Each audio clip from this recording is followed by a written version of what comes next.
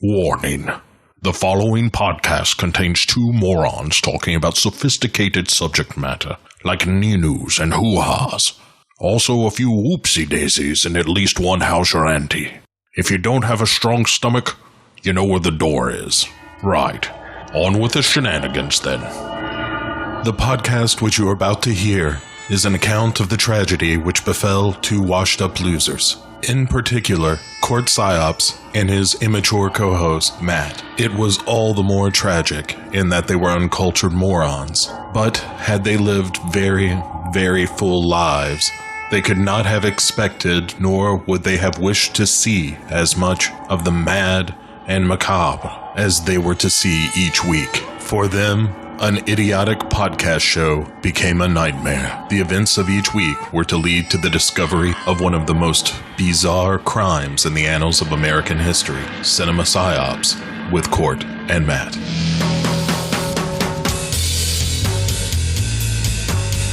What is PSYOP? PSYOPs, for psychological operations, is very simply the art of influencing how people feel and think, and ultimately how they behave and what they do. You don't have to defeat the enemy on the battlefield. It's better if you can convince the enemy to do what you want him to do without having to fight him. And that's really the intent behind PSYOP, to convince people to do what you want them to do. So how does PSYOP fit into what's happening now? The 2 points I'd like to make with you and the audience is that, first and foremost, PSYOP saves lives. The second thing I'd like to say, a lot of people have misconception about PSYOP. They think it's something devious and brainwashing.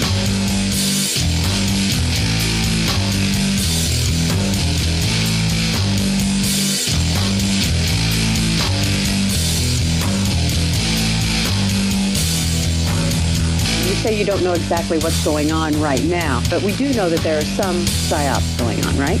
Ma'am, I don't know. CinePsyEP281. And I believe with all of my heart that it is a contributing factor to our juvenile delinquency of today. Why I believe that is because I know how it feels. I know what it does to you. CinePsyEP281. They think it's something devious and brainwashing.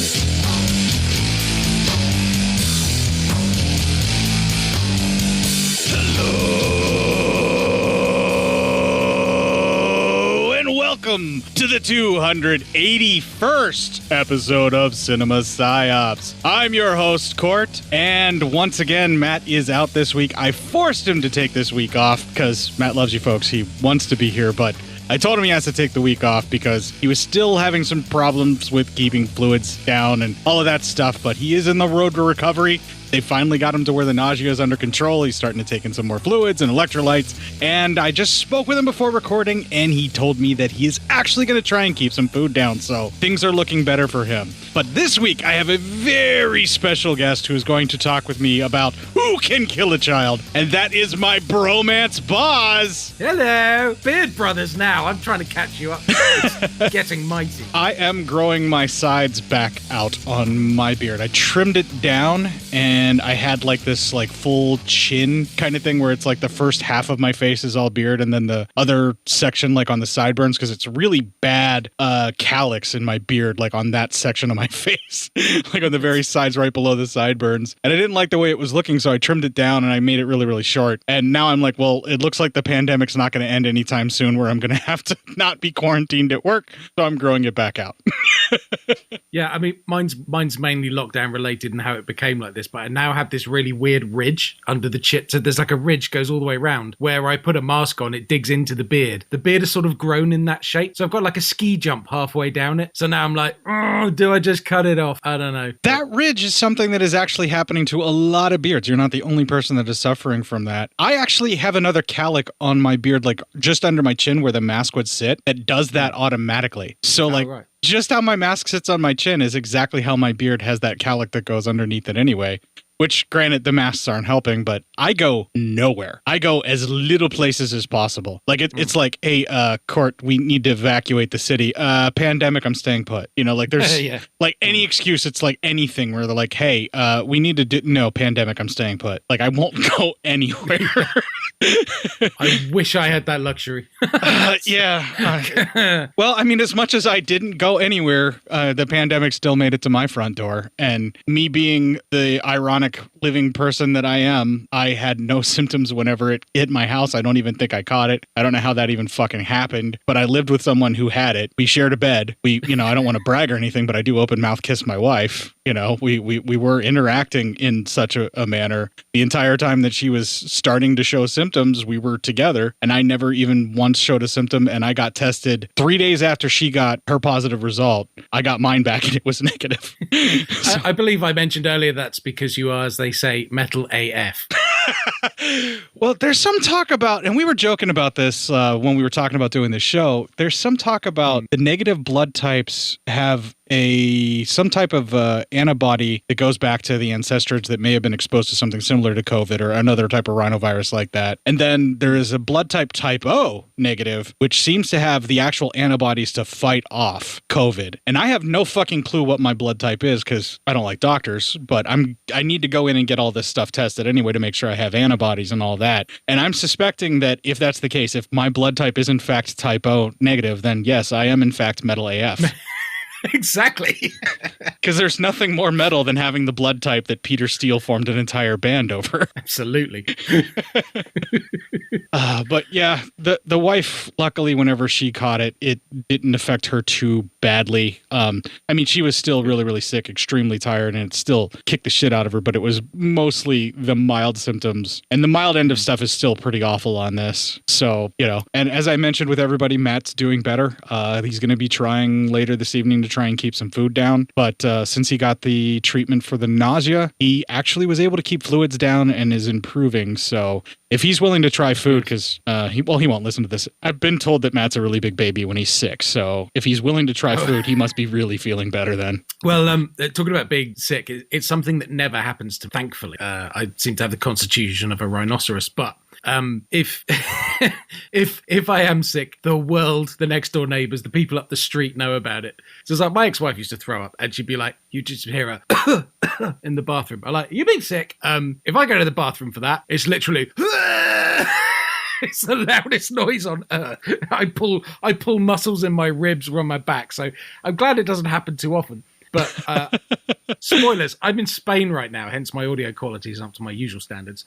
To come here, I had to get a COVID test. And everyone said, oh, the test is horrible. I'm like, oh, I've had a camera shoved up my nose. I'm sure it's not that bad. No, what they didn't tell me is a bit about where they put the test thingy on your tonsils. Apparently, I have the strongest gag reflex on earth. So they're supposed to touch your tonsils for 5 seconds each side to get these swab tests. And he's literally going open wide. He touched it, and I was like, I went, sorry. Try again. Do it again. Over here, when they're doing it, they go all the way to the back of your brain to where they're basically like the little hole in the back of your sinuses that come out, like right around that same area. That's where they swab. They actually stick the thing like where it's almost coming out of that hole and spin it around. And that's rather uncomfortable. They stick it up your nose as well, which is the bit everyone I always thought was going to be bad. But that paled into insignificance. And it was like, he really didn't touch the tonsils long enough, but he couldn't. I said, I'm so sorry. I'm just trying not to throw up in your face. I'm sure you wouldn't be the first person that did that as well. But yeesh. Oh, dude. Yeah. It was so embarrassing. So I'm assuming though, so yay. Yeah, because you guys both made it to Spain. And so the film I picked this week, Who Can Kill a Child, is about Brits touring Spain. Yep. And why that's such a bad idea. So we've actually had the director and writer of Who Can Kill a Child on this show before. We covered his previous film, The House That Screamed, which was that kinky-ass boarding school rated G movie that should not have been rated G because it was a kinky-ass boarding school stuff going on. I think our listeners may or may not remember it. Now, I cannot really pronounce the gentleman's name. It's like Ibanez Sandoval or something. Like I said, I shouldn't have even tried. I'm terrible at it. Narciso Ibanez Serrador. There you go. Thank you. Yeah, I just know Ibanez because of the guitars, and that's how I know how to pronounce it because of the guitars. But that's where it's unusual. That's where it's unusual because it isn't Ibanez. It's got an enye, which is a ny sound, so it's Ibanez. Okay. Now, this gentleman that we were talking about is actually the one who he wrote and directed The House That Screamed before this, and then he did this film as well, Who Can Kill a Child. Now, the original title is Who Can Kill a Child, but in Spanish, I'm assuming. Yes. Yeah, because matar is kill, right? M-A-T-A-R. That's the only one I need to know. Yeah. Yes. I know enough Spanish to get myself assaulted in some places. So yeah, it's kind of interesting that I picked this for this week, basically because I knew you were going to be in Spain when you kind of volunteered last week when I was doing the solo show. I was like, I hit you up and you were talking about how this was the circumstance you were under, that you're on holiday there. And I was like, ooh, well, Who Can Kill a Child would be perfect because I don't have to rip the subtitles for you because you should be able to understand most of the Spanish that's in the film, much like the English tourists. That's just a joke because the file that I gave you did not have the subtitles. And then B, you're already experiencing that, and you would probably know some of the areas that they're going to visit, although the Armanzaf island doesn't exist. It was fictional, but there are islands like that, I would assume, off the coast of Spain that they would have to go to, right? We looked it up. There's a village of that name inland. There. Okay. No, I went to the south of Spain once when I was 16. And generally, the south of Spain is something I avoid like the plague because it's full of British people. So we reside in the north of Spain. So I don't have a lot of knowledge of the area, but I did go sort of that way once. So so once I get to the island, and obviously the fiesta of the town there as well, there's a lot of things that are common culturally. So it was a lot of it was very familiar, and I really enjoyed it. And say my Spanish is about the level of the guy in this film. Enough to be able to buy 6 rolls of film and then try and keep your wife out of the discussion, although she's the one that knows all the Spanish in that relationship. Seems to be. Well, I'm sure we'll get into it. But yeah, the thing I love is he talks perfect Spanglish, which there's 2 definitions of Spanglish. Some people think it's when you mix Spanish and English. That's one definition. What I call Spanglish is when somebody English learns Spanish words but doesn't give a fuck about pronunciation, and he does it perfectly. So traditional Spanglish. Yes, basically.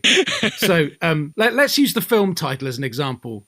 So I would say, ¿Quién puede matar a un niño? He would say, ¿Quién puede matar a un niño? That sounded like Ron Weasley trying to order something in a Spanish restaurant. I mean, I get that mine's not perfect, but I'm making an effort. That's the point I'm trying to make here. And we met a guy at a Spanish tapas thing once, and he lived in Madrid for 4 years with his girlfriend who was from Surrey in England, and he knew all the words. He could hold an entire conversation in Spanish. He pronounced none of them correctly.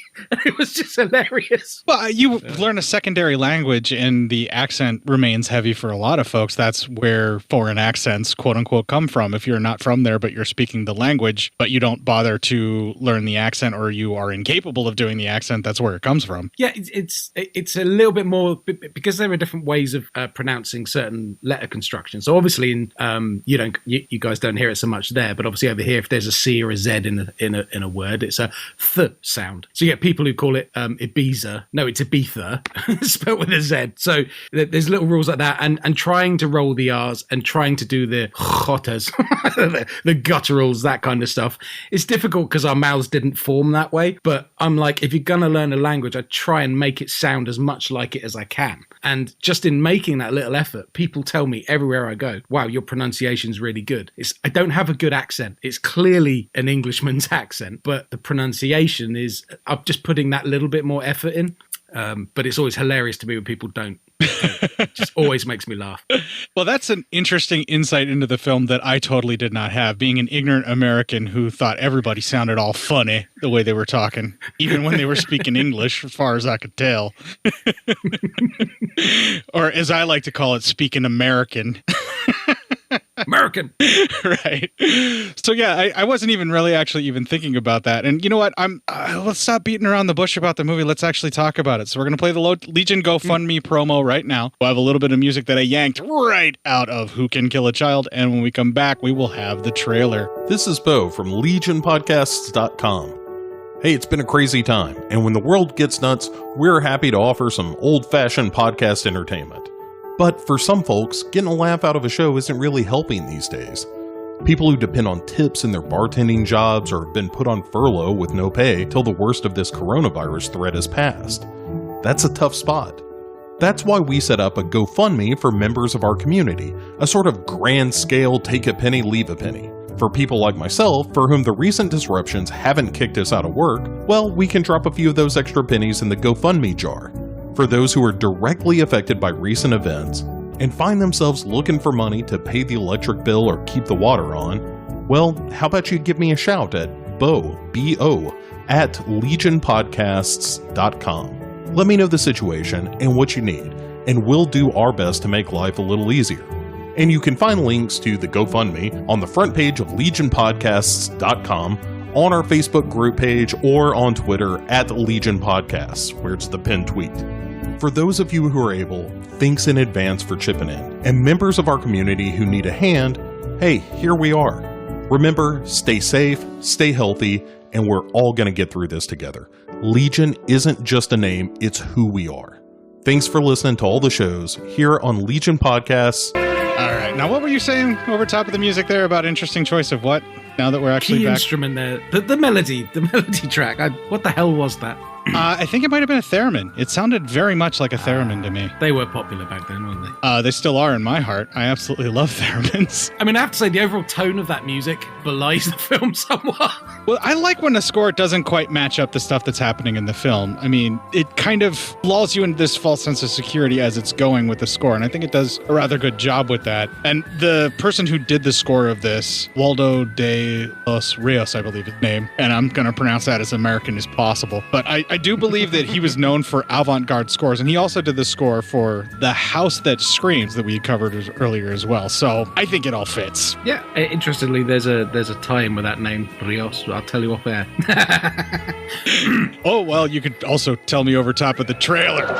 These people are on their way to a peaceful island paradise, but they are about to find out that it's a nice place to visit, but you could never live there. There is something wrong on this island. Island of the Damned, Tom, what's going on? What are those shouts? where something strange is happening, and only they know why. You can see the innocence in their eyes. What you can't see is the evil in their hearts. Scream! We're getting out of here. We're going to run. Island of the Damned, where a dream vacation becomes a nightmare. Island of the Damned, rated R. Island of the Damned? Yeah, That's a different film. Island of the Dam was actually released. It was released as Island of the Dam here in America for a short spin, and I believe that has a lot to do with the Children of the Damned? Nah, not necessarily, because Children of the Damned or Village of the Damned or whatever it was that ended up being sort of an influence on this movie. I don't think that was necessarily the case. I think they just wanted it to be because it was an island and they didn't want to call it Who Can Kill a Child, and they ended up editing it down quite a bit as well. Oh, right. So it just ended up being changed quite dramatically, which is why the version that we watched runs around quite a bit between, let's just say, different versions are in different languages. Like they'll have some moments that are in English and then they'll have some moments that are English and Spanish. And some of the stuff is subtitled. Some of it is everybody's talking in Spanish and it's subtitled. And some of that stuff actually got cut out. Like the American version is really trimmed down, or the original American version of that. So it's just bizarre, but that's just the way that it goes. If you saw the hour and 51-minute version of it, that was the most full version, and that's the one that I did the notes for. I can't remember exactly which one I ripped, so... It felt that long. Oh, well, let's get started with it. Who can kill a child? Me? Oh, sorry. Yeah, me too. The film opens with a title card of the film's name, Who Can Kill a Child, and our first clip. You'd give Matt shit for that. Russian troops had just finished liberating the concentration camp of Auschwitz. The SS worked at top speed to execute and burn the prisoners. There were not enough ovens to do the job, so the bodies were burned in the open air. The Polish people were allowed to enter the camp to witness the atrocities that had taken place. The prisoners were tattooed for later identification. Some of them had been used for laboratory experiments, such as virus inoculation, implantation of cancerous cells, skin grafting, etc. Many of the children were singled out for these experiments. On screen, we see one of them who has had a trepanation performed, creating an irreversible loss of brain control. These scenes, shot by the SS with their own cameras, demonstrate how the prisoners were forced to carry the bodies of their own relatives to the grave sites. Faced with such an enormous quantity of victims, they were forced to use bulldozers. Captured documents prove that at Auschwitz, almost 100,000 people perished. Of these, 40,000 were children, less than 14 years of age. At the time of their liberation, only 2,385 children were still alive, the majority of them sickened by tuberculosis or acute anemia caused by lack of food and medical attention. Okay, now everything that this person is describing is actually footage that we are seeing on screen as this is happening, and this transitions into a credits sequence with a humming child, which Boz has already stated that he hated and was really annoyed by. Yep. Kind of humming over these panning still frames of various Holocaust victims, and then this transitions into footage of children that are starving. And I don't want to describe all of this stuff, so that's our second clip. Jeez. The civil war between India and Pakistan killed over 1 million people. The victims were not only the result of the war alone, since a large nomadic population, unable to find refuge, was herded into improvised concentration camps in which there was insufficient food or water.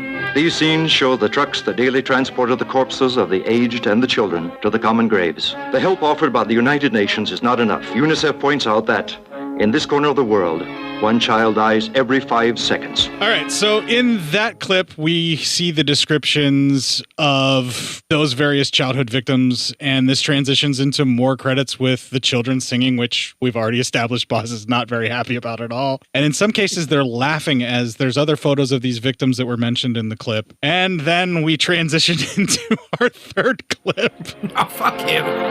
After 3 years and 1 month of fighting, the armistice was signed the past July 27, putting an end to the Korean War. With the peace, Korean orphans have found shelter, protection, and food, thanks to charitable American foundations and the unconditional help of the government in Washington, which has built on the outskirts of Seoul hospitals and rehabilitation centers. In these centers, the children are fed, taken care of, and rehabilitated physically as well as psychologically. They are taught to appreciate their worth and even how to take part in sports. With the war behind them, and thanks to this humanitarian help, thousands of young Korean orphans will learn how to face with optimism a future of peace. All right, so we have established at the end of this third clip, we have a motif as it's more credits and children singing and laughing over more of the credits of the still frames of all of these various tragedies that they're showing us and describing here. I feel like we're going to be bombarded by this as a precursor to the actual film at this point, because we've already gotten 3, and I'm personally worrying in my notes that we're going to have like 6 or 7 of these before we move on. And then I'm like wondering to myself, I even wrote this in my notes, but what will this have to do with the story of the film? Like at this point, I'm like, are you just trying to bum me out, movie? What the fuck are you doing? Yeah, I mean, I was like, this is clearly going to be the most harrowing thing about this film. One would think, yes. And it also leads to our fourth clip. The war continues in the Indochina Peninsula. In many of the cities of South Vietnam, demonstrations are directed against the government. Grenades explode in the streets, cutting off the lives of men, women, and children. The American Army has brought into the country almost 500,000 soldiers. These forces, together with the strength of their modern and efficient arms, will undoubtedly bring peace to Southeast Asia. Daily, American jets bomb military objectives.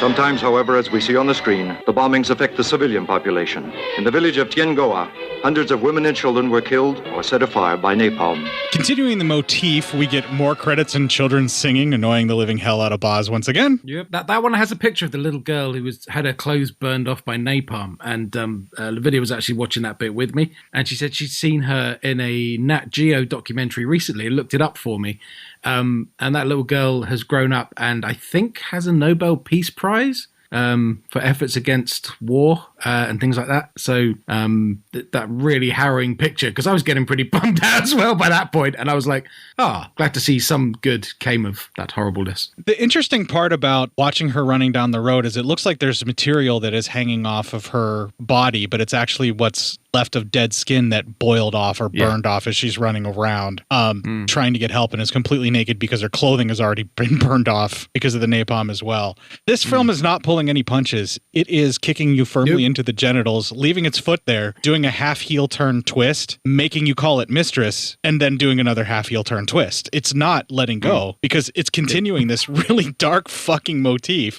It's dark as fuck, and it's setting up the shows just how easily children are falling victim and die die in these times of strife and the horror that man does against humanity, the true victim is our children, is what this is driving home. And I'm getting it, and I'm totally feeling it, and it's driving me up the fucking wall of depression like you would not believe, even more so with our fifth clip. The civil war in Nigeria has been waging for 2 years. Tribes from the south have completed their encirclement of the Biafra region, the most affected by this conflict. The population flees to the north, attempting to take refuge in primitive concentration camps, but the meagerness of food and medical assistance makes them an easy prey for death. On top of all this is the specter of a terrible drought, which for 6 months has afflicted Mauritania, Mali, Nigeria, and Chad. Over 11 million human beings face the threat of death by starvation or by thirst. The aid received is not enough. Needed urgently is medical help and food. As always, the most affected by the tragedy are the children. The International Red Cross calculates that up to the present, more than 300,000 children have died from hunger or dehydration. All right, so that's going to be the last clip for a little while, at least. There are 12 in total for the entire movie, and the first 5 of them are all that intro, because I'm not writing any of that shit down. It's too fucking depressing. I was looking forward to the clips because some of them probably will be fairly mockable, but like the first 5 there are just like, oh, yes, reliving it again. Yeah, it's tragic, all of it. But I mean, if you're going to do a hard-hitting, I suppose it's classed as a horror film. It's like, well, what could be more horrible than showing actual dead bodies, real live ones? I mean, straight away, in your face, bang, there, have a load. It's like... Well, it front loads the message of what the movie is trying to get across, because it seems almost as though the director didn't trust his own voice and the writer-director didn't trust his own narrative that they're trying to show in the film to drive the point home, to where they added this other stuff where they're like, yes, everything that I'm putting in my film is absolutely horrible, but it's based on this, which is real life. Now deal with it. That's what it just felt like to me, you know? I wondered if that was a buffer for the censors because they were worried they were going to get banned or something. So it's like, well, we'll put this, front load it with all of this, and then it justifies whatever horrible things might happen to children later in the movie. I don't know. That plan totally backfired on them, though, because it was this stuff, the real life stuff that they included at the start, that really incensed most people more than the actual content of the film. I can imagine. Yeah, it really bummed me out. Well, anyway, we got to bring ourselves up for this. So the film then dissolves from all of this death, tragedy, violence, corpses, starvation, the kind of stuff that Frank Cross would use to sell you A Christmas Carol.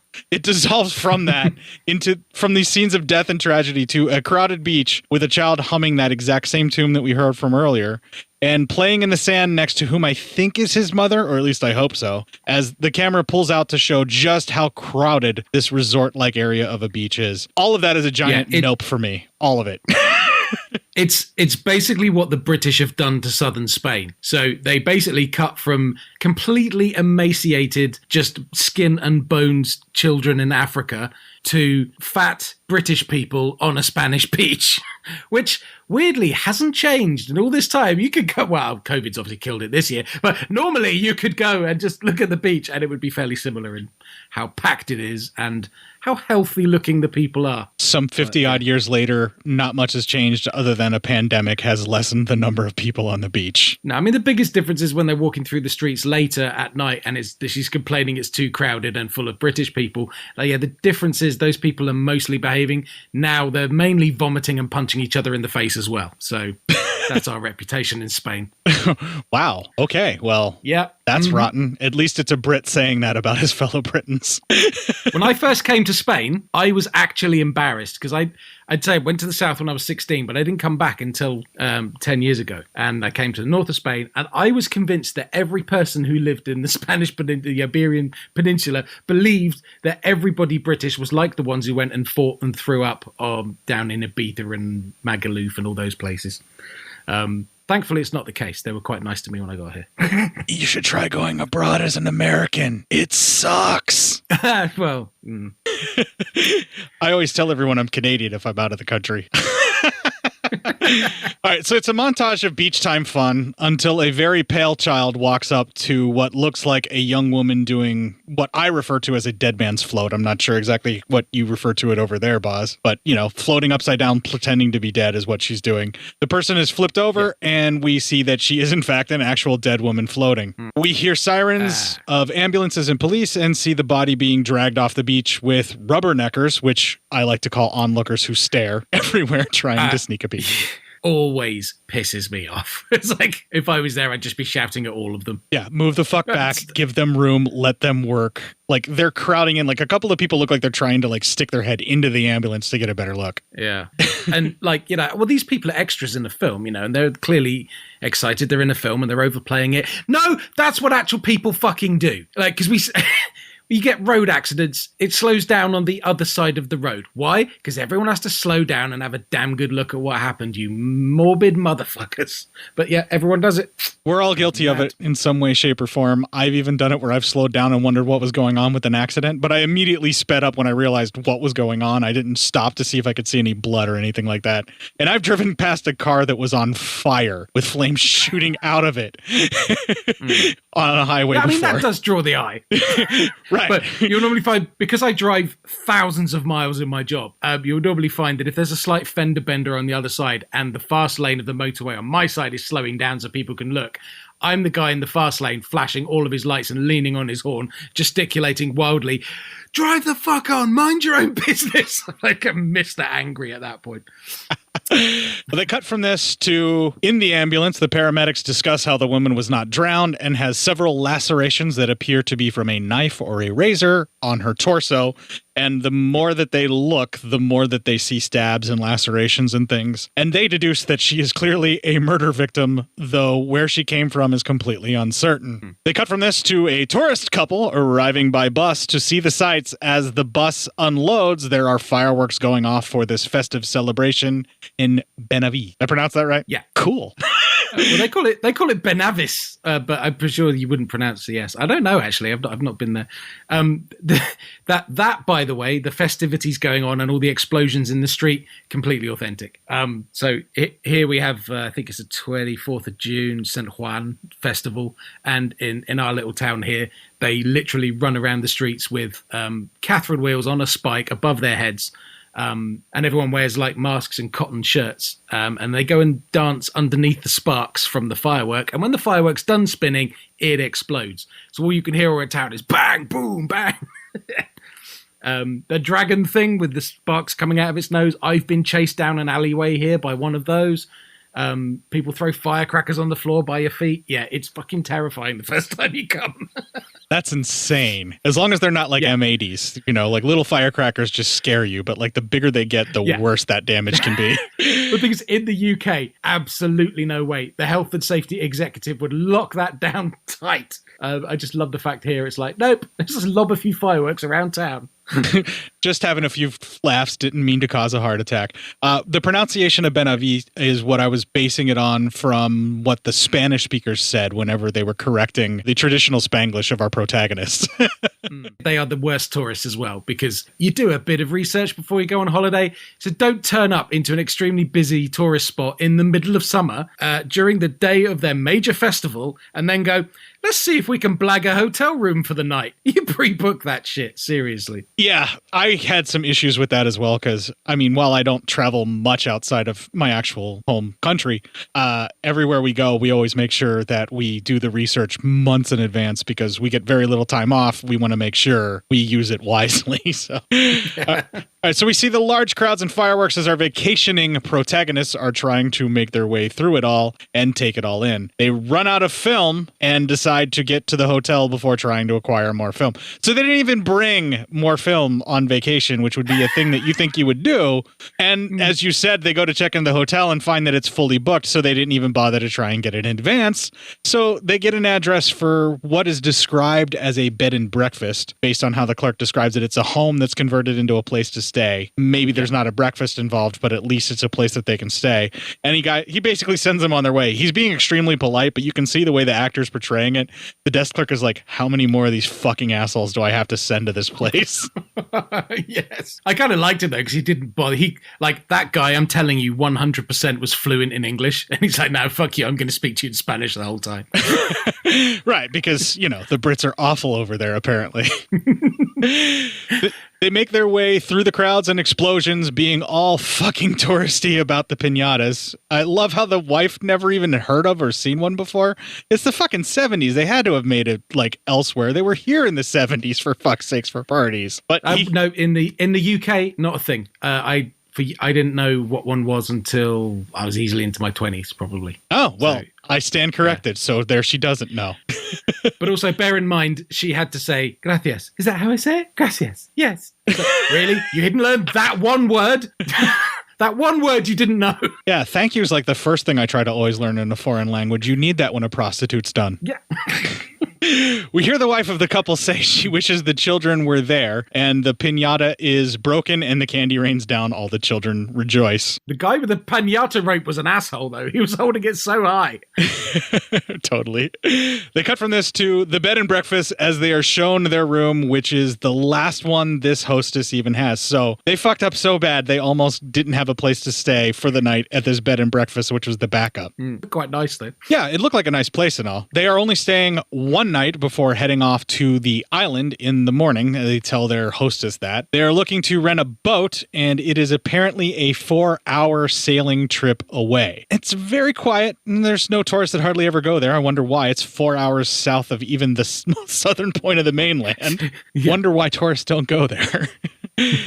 There's a bit of a discussion about how much the wife loves the crowded chaos of Benavi, but the husband prefers Amanzola, as it means less people are hogging up the beachfront property. That's what the husband's more concerned with. He wants to be able to get to the beach a lot easier without dealing with all of the other fuckwad tourists like him. Yeah. The husband poses for a photo, and then they suddenly realize once again that they are still out of film and they have to go get more. That's when I was like, okay, fuck these two. They're too touristy. They go to buy film and catch some news about monks burning themselves in protest of the Thai army, causing civilians to flee in the hopes of catching American ships to flee to the Philippines from where they're at. The death toll becomes overwhelming, and the couple shut off the volume when the clerk comes back to the film. The clerk drives home the point that the film has been trying to make about children who suffer in these horrible times. See, I think they could have trusted in the clerk delivering that line alone and talking to them. I think they could have trusted in that, and I think that would have been worth dubbing into English when they brought it over here and then cut the stuff down. I think that would have helped them, because the clerk basically says everything that they need to say with that discussion, but it's important to keep it also to where the wife doesn't understand what's being said, because it's clear that the husband is the typical bullshit male where he's like, well, clearly the little lady cannot handle this sort of thing. So he always like covers stuff up under the guise of protecting her, which all he ends up doing is causing her more harm and damage later on. It annoyed the shit out of me. Especially as I didn't have subtitles. I was like, well, maybe this film doesn't have subtitles and we're supposed to just go with it. And then when somebody speaks to him in Spanish, he'll do Basil exposition and explain what was just said. I was like, oh, no, this is clearly supposed to have subtitles. I think it would be valid if you don't know Spanish to be doing this from the wife's perspective and not have the subtitles and just having the husband explaining and talking to everybody. And you don't know what's going on until he explains it to her. I think that would probably be a valid way of watching it as well. We kind of talked about this when we were kind of messaging back and forth about the film, and I brought up the movie The Shrine, which takes place with tourists going to someplace in Poland. And if you speak Polish while that film is playing out, all the people that seem to be like these cultists that are trying to harm the tourists are actually in fact trying to warn them and protect them. But because they're being really aggressive and kind of violent about it, because they're fighting off demon possession, like everybody's obviously terrified. And if you don't speak Polish, you're terrified for them because you don't know what's going on. But when you do, they're literally saying things like, no, stay away. You shouldn't have gone to that. No, she's possessed. Don't go near her. We need to do this. I am so sorry, and like all of that kind of stuff. So that's a genius idea. I didn't know that. I need to see that film. Yeah, The Shrine is great. It is from the director and the team that made Jack Brooks' Monster Slayer, which I find damn near autobiographical, except I don't have monsters to slay with the anger issues and everything. So it's John Knotts or something like that, I think is the director's name. Not easy to find The Shrine, but an excellent film, and I love it. Anyway, back to the actual movie we're talking about here. We cut to photographs by the crowded beach as the wife goes into the water up to her ankles to enjoy the surf. There is an alert whistle blown and people dart off to Rubberneck because, God, there's another tragedy. What a great vacation. Yeah. While the couple then reunite, it cuts to more fireworks and celebration time as our couple enjoy the show with smiles and cheer. Some spectacular footage of fireworks here as well, I want to point out. The party... It's good, isn't it, for the crazy. time? Yeah. I wonder... how much of this was the film throwing in a budget for more fireworks, or how much of this might have been stock footage of fireworks that they ended up throwing in, but it was restored beautifully. It matched everything else in the film wonderfully and how it looked. My wife is a huge fireworks fanatic, so I was considering showing her just these portions of the film with the fireworks in it so she could see what they look like, because I mean, the progress of fireworks may have a few more patterns and things that they can do with how they wind this stuff up, but it hasn't really completely changed. It's still bright lights exploding out everywhere, and it's still I love the incredible. the shots of the guy just going along a line of rockets, just lighting them all at once. It's like most dangerous and most epic job ever.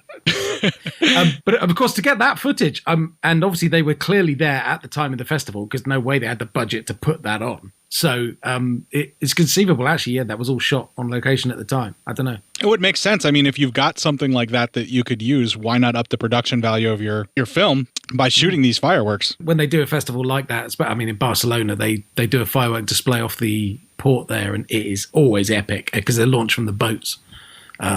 It's quite spectacular. And you're selling me. I got to go to Spain. But stay away from the south of Spain. I don't want to get in fight with drunk Brits. I'm gonna get you'll get mail. No, there are lovely parts. You just got to know where to go, but I don't. They cut from this to the couple go walking around the red light bar district, people gazing into each of the individual bars as they cannot find a place to sit down. This leads to our next clip. Where are all the Spaniards? I suppose they're all in England.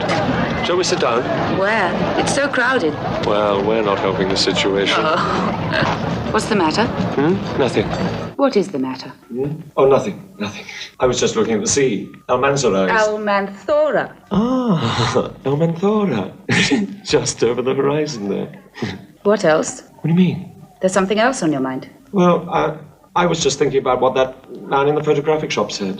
That man is crazy, and people who suffer most from his madness are the kids. Now that Thailand has fallen, Asia is in the hands of the communists, and civil war starts because of Mao's death. Asia. There's no war here. Yes, but there was a civil war once in Benavis, Evie, and it could happen again. Do you remember La Dolce Vita? The Dolce what? La Dolce Vita. It was an Italian film. There was a character in it, a man who was very wise and peaceful, married with 2 children, loved his wife, and no real problems.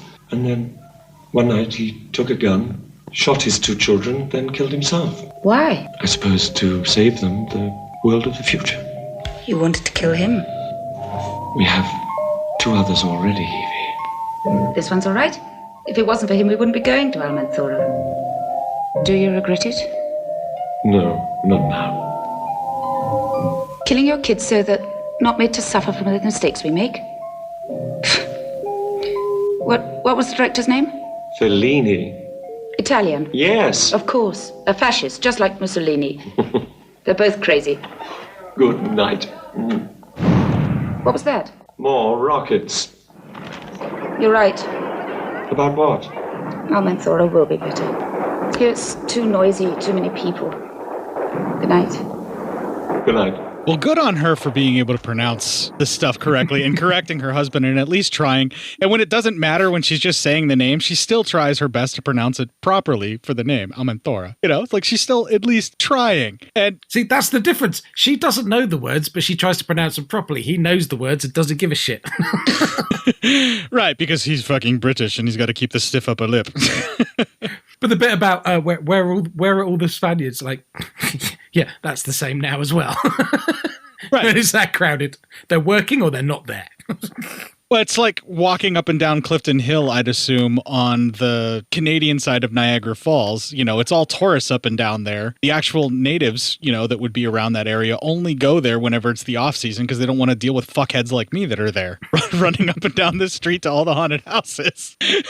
I did want to mention, too, in that clip, we hear a discussion of they had a very serious talk about whether or not they wanted to keep the child that she is currently pregnant with. And I'm not ashamed to admit that I had no fucking clue that she was pregnant up until they actually bring attention to it. And then it's like, seems like it's more obvious. So she must not be that far along. It's just now enough to cause distress for her back and things. But she kind of makes a statement where she's like, well, you wanted to kill our child because it would be better for him. You know, trying to guilt trip him about the abortion. I'm like, what the fuck is this? Red Christmas? What are you doing here? And then they just kind of on that film. And then she kind of like lets it go, and they kind of move on. But it felt like she was trying to do a bit of a sting at him, like, "Hey, you wanted to kill your own child. What are you talking about with all this stuff?" And then she also does this thing where she completely dismisses the suffering because she's like, "That's in Asia. That's not happening here." You know, it's like, well, it's people are still fucking suffering, lady. You got to care about all of humanity, otherwise you're not a humanitarian. Yes. What the fuck?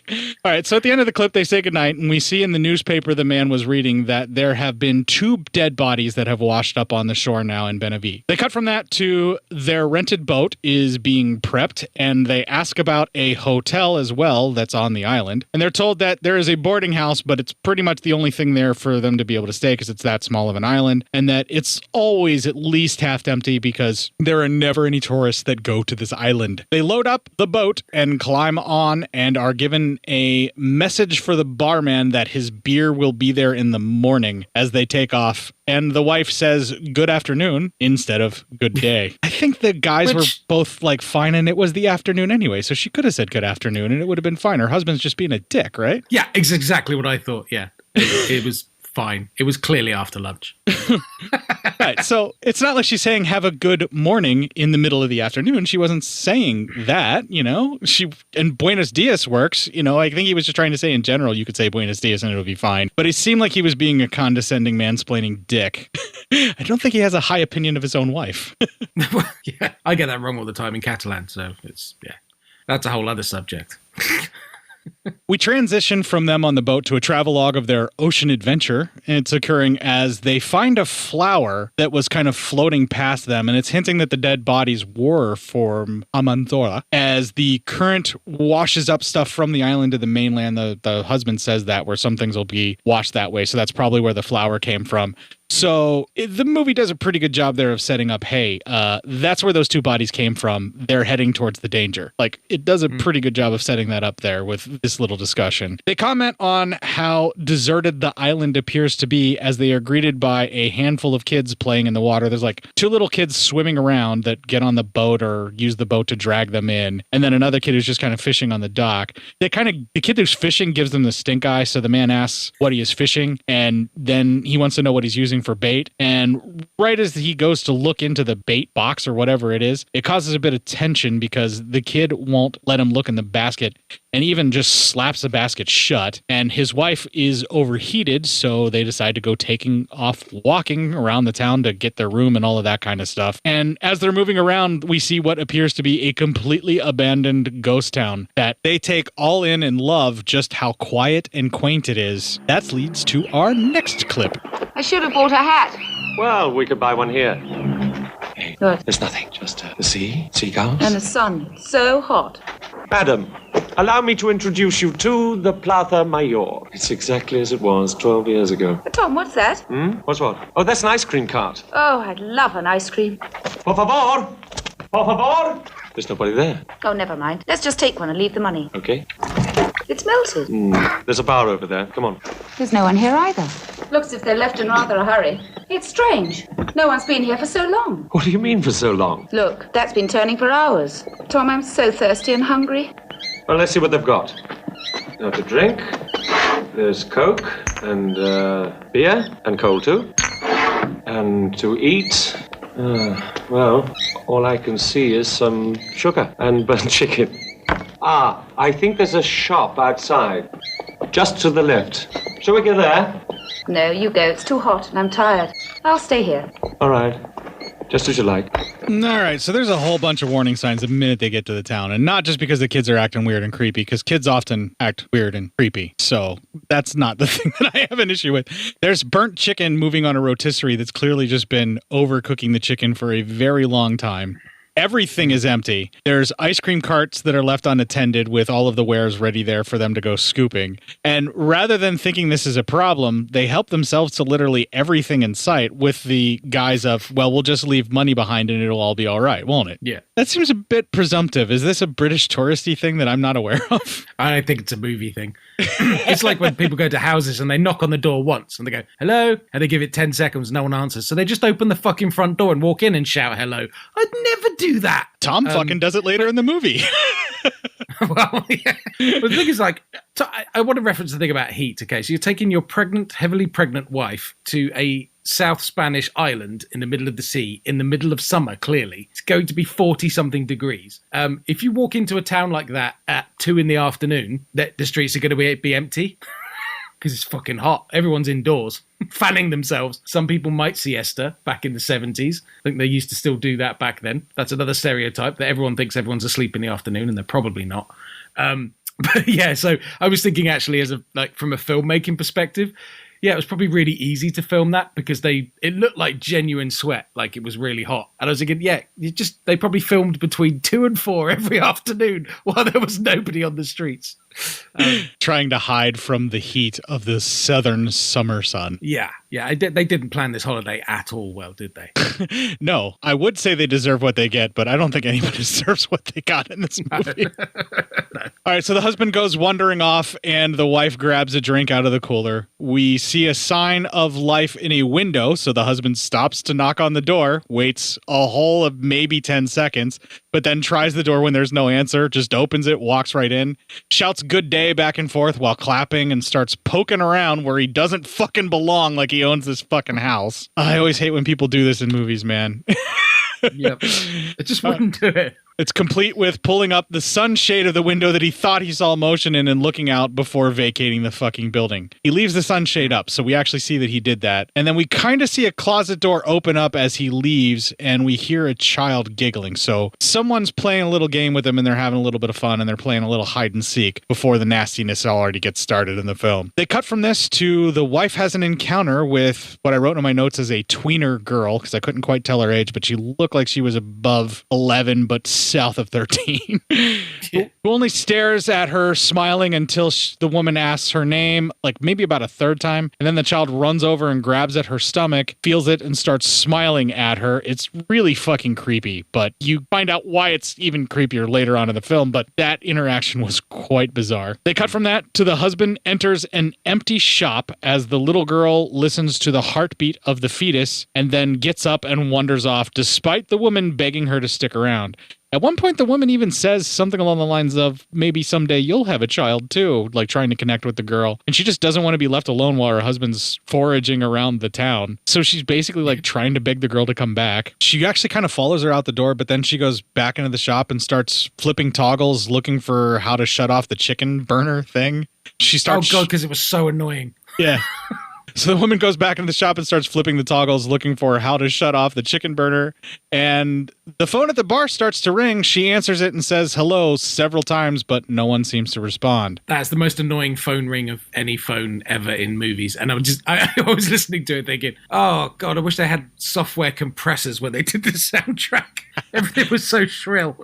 I did compress it. I did also do a little bit of crossfading to shorten the ring because it was horrible, and it's going to show up in some of the clips so people can hear it. Oh, yeah. So we see then the husband is raiding the shop that he was talking about, even looking for a hat and some food, stops to look at some type of a doll, and then we see that there is a dead body of a fully grown woman in the aisle right next to him, just on the other side. We even hear flies buzzing about, and the man seems to take no notice of this and continues on his way. I'm wondering if maybe he was infected with COVID because he clearly smelled nothing of that corpse. I was going to say that because it's as hot as they say it is. Even if she'd been dead half a day, there'd have been some odor.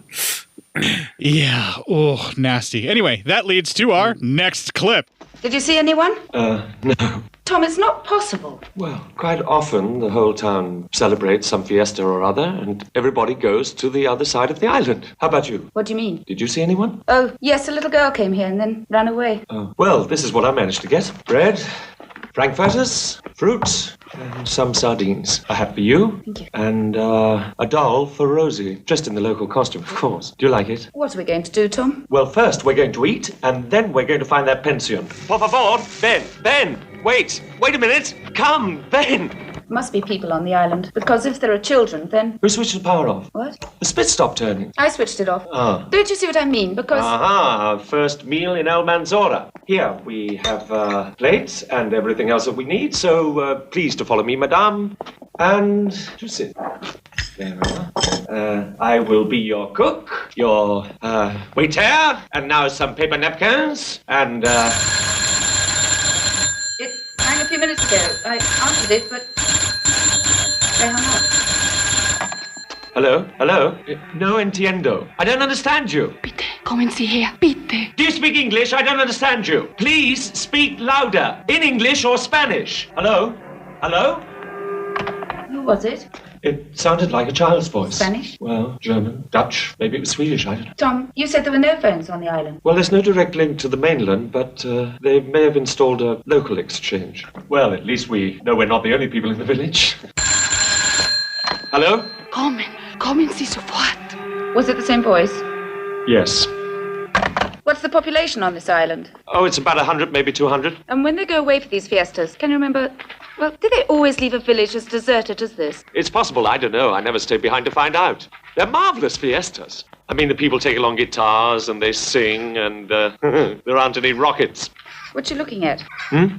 Nothing. Tom? Yep. Isn't this it? Yes, come on. Tom, there must be someone in this village. What are we going to do? Simply wait. Well, at least it's cooler here. Somebody's bound to turn up. Is there a bath? What'd you say? I'm bathed in sweat. I think I even smell of it. I'd give anything for a shower. Hey, there are other tourists on El Manthora. Are they English? Dutch. It's a married couple and a girl. Could it have been a Dutch person? What? Well, the voice on the phone, you said it sounded like a boy speaking Dutch. Where are you going?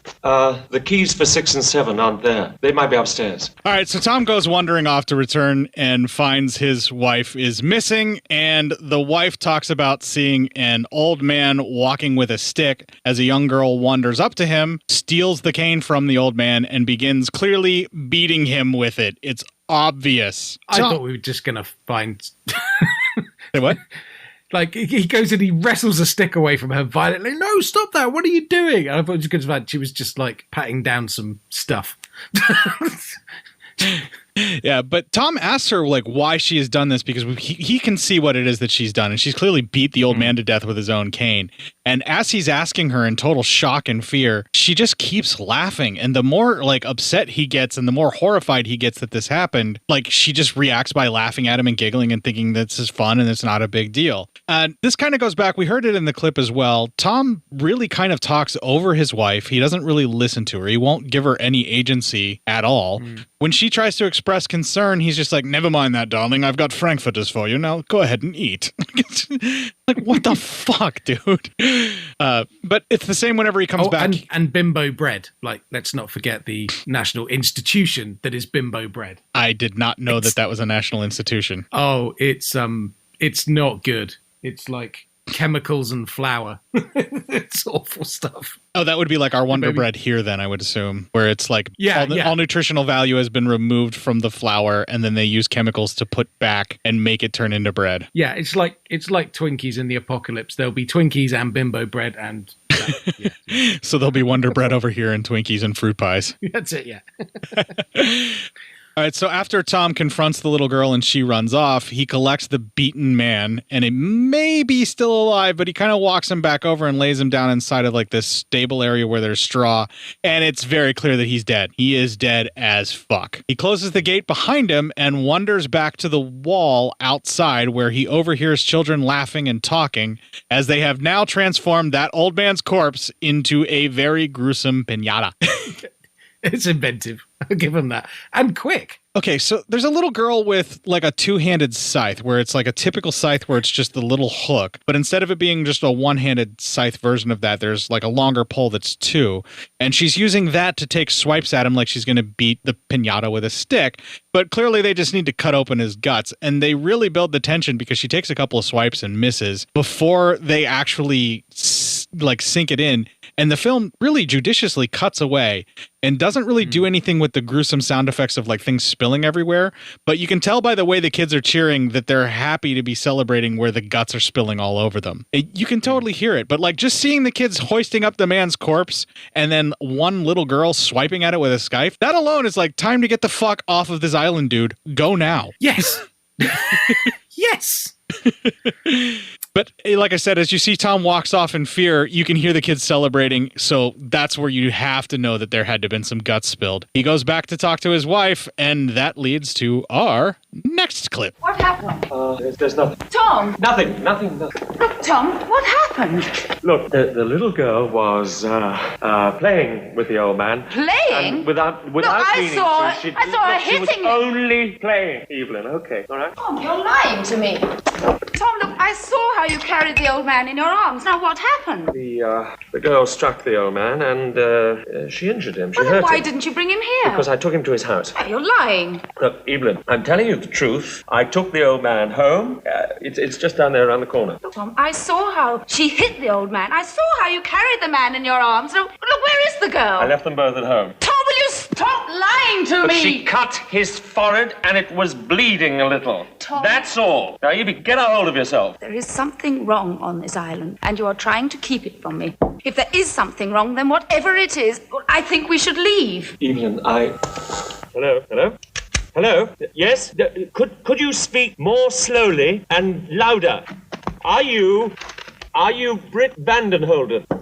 Tom, please don't go up there. It could be that girl. Well, Tom just completely discounts his wife, removes all agency and control over the situation that he's clearly gotten her on, doesn't seem all that concerned about the safety of his own unborn child. Every opportunity he gets, he abandons her and leaves her behind. I would never do any of this stuff, but that's what makes it a horror movie.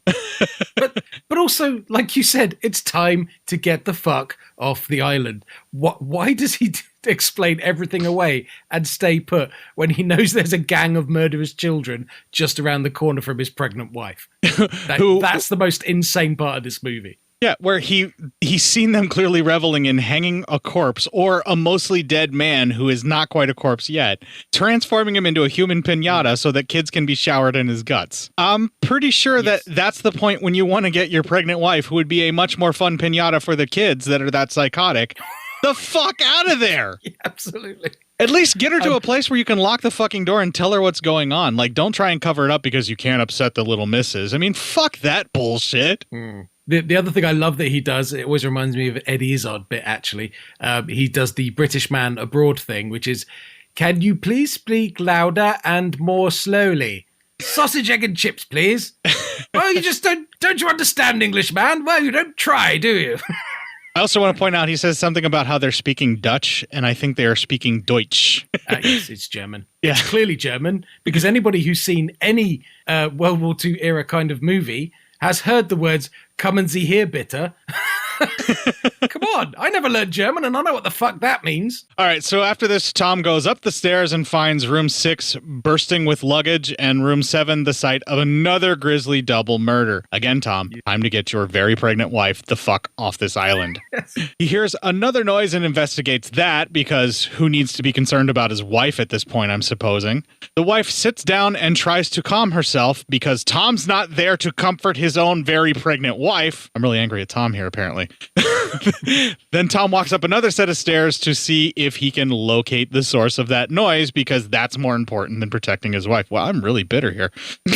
He wanders through what looks like an attic hayloft, and a man sneaks out from behind the door and just wanders off right out as Tom's walking around through there. The guy just kind of wanders right out there and runs down the stairs. We see the wife is opening a moist towelette as the mysterious man walks down the stairs towards her. This sequence builds tension really well because you don't know what's going on with that person. You don't know if they're involved with it. And you know that Tom is too far away to be able to do anything if the man reaches the wife in time and he does have any kind of evil machinations toward her. I really enjoyed this sequence, even though it really pissed me off and angered me about everything that Tom was doing. So it was clearly very effective. So Tom starts digging around that loft more as the wife preens herself with this moist towelette. That was actually really enjoyable to watch. She was so concerned about how she must smell of sweat that she decides to take out a moist towelette to clean up right there in the lobby. And then the mysterious man is just creeping down the stairs at her. She says Tom's name several times as she hears the steps, and the creeper pauses for a moment, trying to figure out what it is that he's going to do, then continues his descent. And the wife walks over to the staircase because she's not a wilting willow. She is prepared to find out what's going on and looks to see if she can see her husband, all the while echolocating by saying Tom's name over and over and over again, just letting the children and this creeper guy know, I'm right here. Tom, I'm down here. So Tom is now in some kind of an attic space filled with discarded furniture that's all kind of piled up when he hears his wife scream his name in fear As he comes running as fast as he can, the mystery man is standing between them with a broken bottle, threatening them to stay away. He's terrified. We don't really know what's going on here, but if a grown man is this scared, clearly something bad is going on. The wife reaches to the man who is clearly traumatized, says please, and the man softens. They cut from this to the wife in bed, and Tom gives her a sedative, perhaps, and goes to speak to the man about what is happening. He says he doesn't know and is on the verge of breaking down when Tom has to get him a drink, because a drink and a stiff upper lip is the way to handle any crisis. Also, don't let your wife in on any of the decision making about her own safety. Yeah. Forever the British way. Translate nothing. Tom asks again about what is happening, and the man says it started 2 nights ago at about 11:30. They heard children just wake up and laughing and conversing. Like they all just kind of woke up together at once and then just started forming in this group. They started going from house to house in these small groups, murdering the men and women, all the while laughing as they went, and then just basically adding to the ranks with any children that were inside. The man said that he watched from the window as his wife looked from the doorway. So she's in the open doorway and he's up from like upstairs in a window while this is happening. And the children came rushing in the doorway with knives and clubs. They came up to his wife and brutally murdered her. He talks about grabbing his shotgun and being able to do anything about it because they were children. I believe he even says the title of the film, because who can kill a child? He does. Yeah, and he actually does say that. He says no one in the village could do anything about this. They were incapable of defending themselves because the title drop, who can kill a child? And because of his fear, he has to hide in the attic and could hear them looking for him the entire time, and that he was just too terrified to come out until he heard the couple's voices. He knew there were other adults there as well. When asked how he was cut, he says it was when he left his room, he must have fell, and because it was dark or whatever. I'm thinking that one of the kids attacked him and he ran in fear and he didn't try to defend his own wife, and his excuse was who can kill a child even though he had a shotgun. Yeah. Because the guy seems real jumpy. Yeah. He seems real jumpy and real afraid, and he just doesn't seem capable of being able to keep it together. So I think he just ran and he's trying to justify it now. Definitely. Tom asks the man if it is possible that there are any other people still alive on the island. The man says that he doesn't know, that there are more remote locations where people might be alive. Tom goes over to the radio and listens for any reports, but finds there is no problem anywhere else. It is only here that this is happening on the island. Only at this island are children murdering adults for fun and a pastime. Just then, the wife walks in and the phone rings again as Tom answers, asking where the woman is. Again, being very British about it, where he just continues to yell at her in English like that's going to help. Yep. Although that's very also Americana as well. Clearly, to speak your foreign language, I just need to shout English at you louder. Yeah.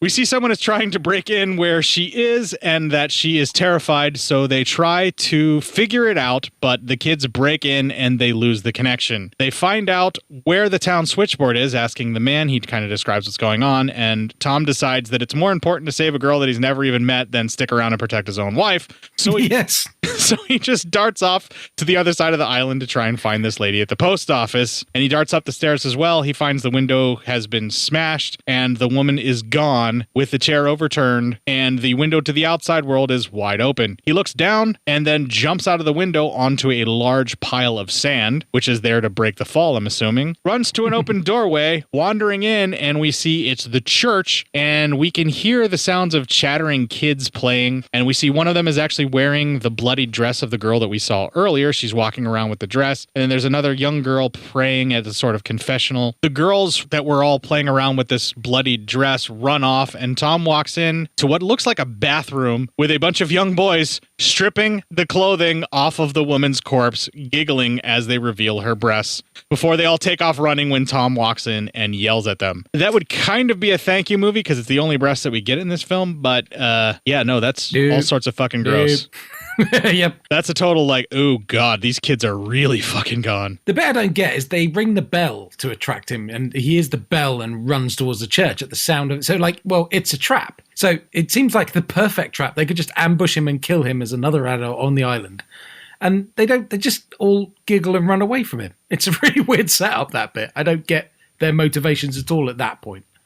I think it's like once they know for sure that the adults know that they're killing adults, then that's the thing. Like, I'm guessing.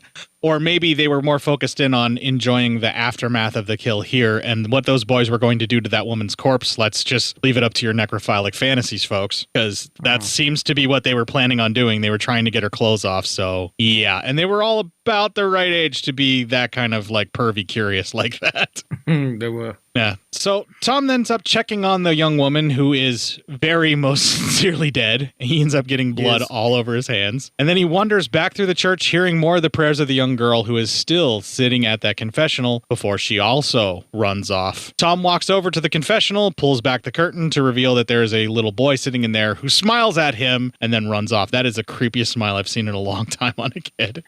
Was that the fishing? That was a fishing lad, wasn't it? It was the same one. Yeah, I believe so. Yeah, Tom returns to the hotel and tells the mystery man they need to return to the mainland at once to escape, and tells his wife that they must leave at once, but doesn't really tell her what's going on. But I'm pretty sure that he told the mystery man because anyone with a penis can handle this kind of tragedy, but clearly not his wife, who is very, very pregnant and in very much danger. But at that point, she argues the opposite. So they basically flip camps. So the point at which he should be right, this is embryonic stage, let's get the fuck off this island. She's like, no, let's stay here. And then at this point, she's like, we need to get off this island. No, sorry, other way around. There's an outtake for you. So he's saying we should stay put. Now he's saying we should get off the island. And she's like, no, I want to stay put. It's like, oh, just make your minds up, please. Well, I think she still thinks the girl's alive, and she thinks that they should stay there to try and get and save that girl if they can get a chance before they try to leave, because Tom doesn't tell her, and Tom knows that the girl's dead, so he's like, there's no one else here, let's just go. We got to find a way to get out. We got this guy who's going to run off crying and not help us, but whatever. Yeah. Before they can actually act on what Tom decides to do, a child comes up to the mystery man. She's crying and saying, Papa, please, Papa. Then something about the aunt is sick, and so is the grandma. The aunt's staying with the grandma, that they're hurt. Something's wrong with them, and she's not able to help. He tries to comfort the girl, and then he walks off with her. But we know that this is to his death, and it's obvious. Tom even tries to warn him, like, dude, you're going to die. And he's like, this is my daughter. What do you want me to do? I have to go. I have to. That's kind of how the guy responds. Like, he knows what's going to happen, but he can't help himself because who can kill a child, right? Besides you and I. We've answered this already. The couple watch as the child and father walk off hand in hand, and as they go around a corner and out of sight, we hear the man scream in pain and the sounds of kids laughing and swarming him. And I could have swore with the headphones on I heard noises of like clunky like stabs and clubs and things, but maybe that was just my mind playing tricks on me. It's wishful thinking. Yeah. Tom tells his wife they need to run no matter how difficult it is for her, that she needs to keep up. She needs to be able to do this. They need to get moving. And that he cannot fully explain what is currently happening. She just has to do this. She just has to trust him. So they grab hands and dart off towards their boat and the main part of the town. And as they're doing this, we see some small legs step into the frame and that they've noticed them, that they're taking off. I think it's at this point when they're like, okay, well, they're not going to stick around. We can't let them leave. If we're going to keep playing with them, we need them to be here to torment. So as they're heading to that sort of other side of the town square, there's a little like gate area that leads off to a road that will take them to the docks. And all of the kids just sort of, or there's a shitload of fucking kids that just kind of congregate right there and block their way. And then we actually do see that as they're running through the square, there's some other kids that are kind of pursuing them from the other side. They're trying to basically lock them into an area where they're hunting them down and get them. They're hurting them like prey. It's a little creepy. Yeah. And there also, as they're going past, you see kids looking out the windows and kind of like, I'm guessing, doing some kind of a spying thing, like to report where they're going and what direction they're going. Or at least that's how I took it. Maybe it's just kids like, ooh, more playmates. It's kind of hard to tell. At one point, even that they were psionically linked. It's a possibility. It's very much like the Village of the Damned, only like with psychotic killing aspects of it. At one point when they're running away, the wife trips and falls to the ground stomach first, which is horrifying. And she says she cannot keep going. Tom hoists her up, forces her to run with him as they make it to the docks. That was really hard to see, where he picks her up, is half carrying her, half dragging her, then sort of forces her to get her legs underneath her and keep running, and then keeps making her run, even though she just went stomach first and is very clearly pregnant. Yeah, that made me wince hard. Yeah. This is where we end up seeing pretty much every kid in town blocking their way, and Tom drags her over to the Jeep, yanks a corpse out of it, which makes her scream because she still doesn't fully know what's going on, and this may be the first actual human corpse she's seen in the town. It won't start up at first because we need to build that tension, and then the kids enjoying this start moving towards them slowly. However, finally the Jeep gets going, and it's just in time for them to narrowly escape the onslaught of angry kids that don't want them to go. At that point, I would have just driven straight towards the bunch of kids. Chicken time! Same. That leads to our next clip. The children. They're just little children. What did the man in the pension tell you? Just that something strange had happened to the kids on the island. Strange, but what? I don't know. Some sort of madness. I don't understand it. Where are we going now? There are a few houses on the other side of the island. We might be able to find a boat there. Where are all the adults? Where are the people? Where are they, Tom? There's a boat near that house. But why do we go down there? There are children there. Tom, what is happening to these children? I don't know. It just isn't possible that all of them have gone mad. And I don't understand why they've been attacking. It's as though they thought we adults were their enemy. Perhaps the children on this island, either by instinct or by an evolutionary development, have started to... To what? Come on. Señora, buenas tardes. Anoche no pasa nada aquí. ¿Anoche? Haber más gente en casa. ¿Ocurre algo? Haber más gente. Mi madre y los chicos. Es necesario barca para ir a Benavís. Vayan al pueblo, al otro lado de la isla. No ser posible. Mi marido y mi cuñado tienen una barca de pesca. ¿Dónde está? En la mar, faenando. Volverán al atardecer. Esa no vale. Tiene el fondo agujereado. Tom, could you ask her for a glass of water for me, please? Tiene agua, por favor. Sí, sí. Pasen a la casa. Gracias. All right, when we were playing that back live, I actually heard you giggling over that. So what was the little bit that made you giggle there? It's his accent. His accent again? No, he's just his lack of pronunciation. It's brilliant. It's brilliant. I shouldn't be so mean. All right, so the end of the clip dissolves into the wife getting sick in the sink and having some water. So she's clearly got some heat stroke or something along those lines, on top of biffing it onto her gut while running from some psychotic children. So the woman that's at this house that they end up at is helping her out and trying to take care of her and is being very hospitable and taking care of these British assholes that just showed up on their door demanding to be able to get a boat. And a glass of water, yeah.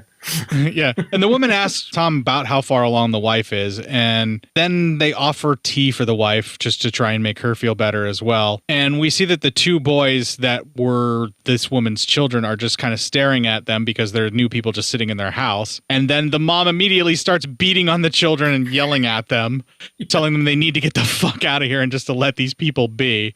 And as they do that, even more kids show up from the other side of the island. They show up and somehow just from conversing or smiling and looking at each other, they infect these children, which is what you were saying about that whole psionic communication or like this weird brainwave type thing that's going on between them. Is it just from saying hi? Is that all that it took? Because it just seems like after a couple of seconds with the kids just being around each other, that infection spreads. I'm not sure what it was, but I really like the way they did this, and it was a super creep factor for me. It was like hypnosis. It was like eye contact. There was something going on there. It was like, yeah, you just left guessing.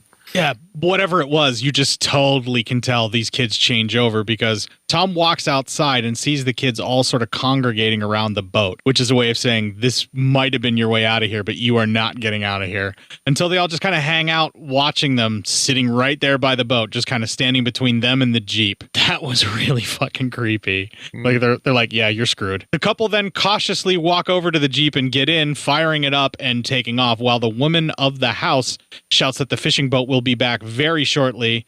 And then she tells the kids that they need to wash up for dinner, but none of them will listen. She tells them a couple of times, none of them listen. And as the camera pans out, we see that the cliff just above this little seaside house is swarming with tons of children from the town. That was really fucking creepy. Yeah. Oh, that was so fucking creepy. Hey, she dead. And a creepy old mum's dead too. That leads to our penultimate clip. It's just possible all the children of the village are coming here. But Tom, if we go back... We'll cross through the village in the jeep without stopping until we reach that boat, whatever happens. What do you mean? If we run into any of them, never mind. Never mind what? We must reach that boat. He's saying we got to run over the kids. She's saying, what are you trying to say? And he's saying, never mind that. Don't worry your pretty little head. So said, no, if we run into any of them, I'll fucking run into them. It's like, yeah, we come across children. We're running over children in this Jeep because they're trying to kill us. All of this clips, by the way. They reach the town by nightfall, and the children all swarm the main path to the docks once again. Tom tries to gun it towards the children, but the wife grabs the wheel, screaming no, and won't let him, and they just kind of turn off and crash into the barrels, which I believe were only in the town square specifically for this crash. Yeah, just crash protection. It's all about, it does make me think of another comedian, British comedian called Frank Skinner. I love this guy. And one of his bits was, yeah, a lot of people don't know, I used to be a children's entertainer. I was called Badumph Badumph the Clown. Everyone looks at him. Like, well, yeah, Badumph Badumph. That's the kid. That's the noise kids make, isn't it? Well, it is when you run over them. Well, after the Jeep crashes into the barrels, they get swarmed by the kids. They get out, they make their way through, and they get inside of a building and are able to lock the children out. It looked like that might have been the town jail because it looked like that was a policeman dead at the office, and there was a couple of what looked like cells, but it wasn't very big because obviously it's a small island, small community. But they'd had to have some type of police force, and that looked like that's what that was. That's the only way I can really explain that type of rifle that's there as well. Yeah, well, rifle, handgun, and bars on windows. Yeah, it's a safe assumption, I think. Yeah, so it's some type of semi-automatic to automatic rifle that looks like about the Spanish Civil War era, might be a holdover that got issued to the police. I didn't recognize the actual make itself. I was going to look it up, but then I forgot because I'm lazy. I'm not going to do it now. So fuck it. I'll just mention that I'm lazy and I didn't look it up. Anyway, they find the adult corpse with that rifle. They sneak around to the back of the building and look for another way out, but it's a jail, so they're not going to find it. So then they lock themselves in what I'm assuming is a cell because bars on both sides of the windows with a little viewport that moves. The kids then swarm the building, looking at every room in the building after they break in. This was fucking horrifying. They were like little ants just like moving together in a hallway, swarming individual rooms and splitting out. They really choreographed the kids in this well. That was terrifying to me. And they find the room that the couple is locked in, the cell, and so they start working on that door, trying to break it open, pushing it open. They even grab a battering ram. Yeah. And Tom shores up the door trying to fight against them. This was a really interesting sort of cat and mouse they had going on back and forth. It starts to appear to be very hopeless as the kids end up grabbing a revolver, giving it to one of them, that they hoist up the smaller kid to the window behind the wife with the revolver. They're going to try and kill them, but before the kid can get off the shot because he doesn't know how to work a fucking gun. If that was me, those adults would be dead, by the way, because I wouldn't know how to do a revolver at that age. Anyway, Tom shoots the fucking kid with the rifle, dead, much to the wife's horror. I don't think that were they to survive this, Tom and the wife are going to be married for very long after she watched him shoot a child in the head. Not just a child in the head. The cutest child in the entire movie is the one they send up there. He's a really cute little face, and he shot him in that face. And so I thought that was quite brave of them. Question for you on the revolver, though. So you're saying you know how to handle a revolver. If you've got the drop on someone, you don't pull the hammer back, surely. You just squeeze a trigger. Depends upon the revolver. Some revolvers you actually need to put it into a firing position, and then it'll go back when you pull the trigger all the way. Some revolvers, when you pull the trigger, it actually takes it back and then spins the cylinder at the same time when you pull it all the way back. Then you release and pull the trigger twice, and it'll do it. The age of the revolver that I was, from what I'm gathering, like that the kid was working, it looks like he tried to do the trigger first, then had to cock back the hammer. So it must have been. Okay. Right. Yeah, because some of the Old West versions of that, you had to get the hammer all the way back into the prone position, and that would do a lever that would make it to where you could do the repeating. That's why you see a lot of the old Western guys, when they're firing their gun multiple times, they just run their hand back across the hammer because that was the kind that you had to cock, shoot, and that's the case. So, because the other thing, a little kid like that might not have been strong enough to pull the trigger to turn the barrel. It's quite a lot of force required, probably. I don't know. That's a possibility as well. He's got tiny little hands, but the point is he should have had that hammer cocked back for him before he got up to the window so he could be more covert with his mission.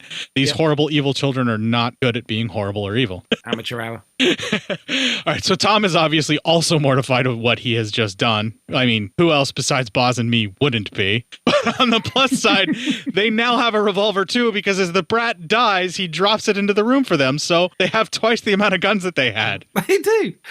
I mean, look, I don't want to be unfair to these kids, but they just shouldn't have sung so much at the front of the fucking movie. That they signed their death warrants, as far as I was concerned. Kill them all. Tom then pushes the kid's corpse out of the window so they don't have to look at it. That was my favorite part of this whole sequence. And did it go ba-dump? Yeah. No. And that leads to our final clip.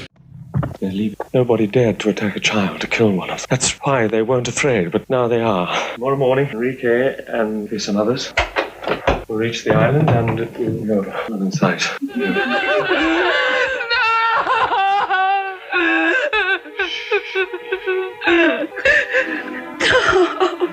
Do the children realize what they're doing? I don't know.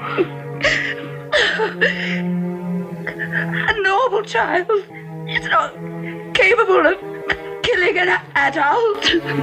Well, I'm a normal man, yet I've managed to propose that we kill a child. Stay.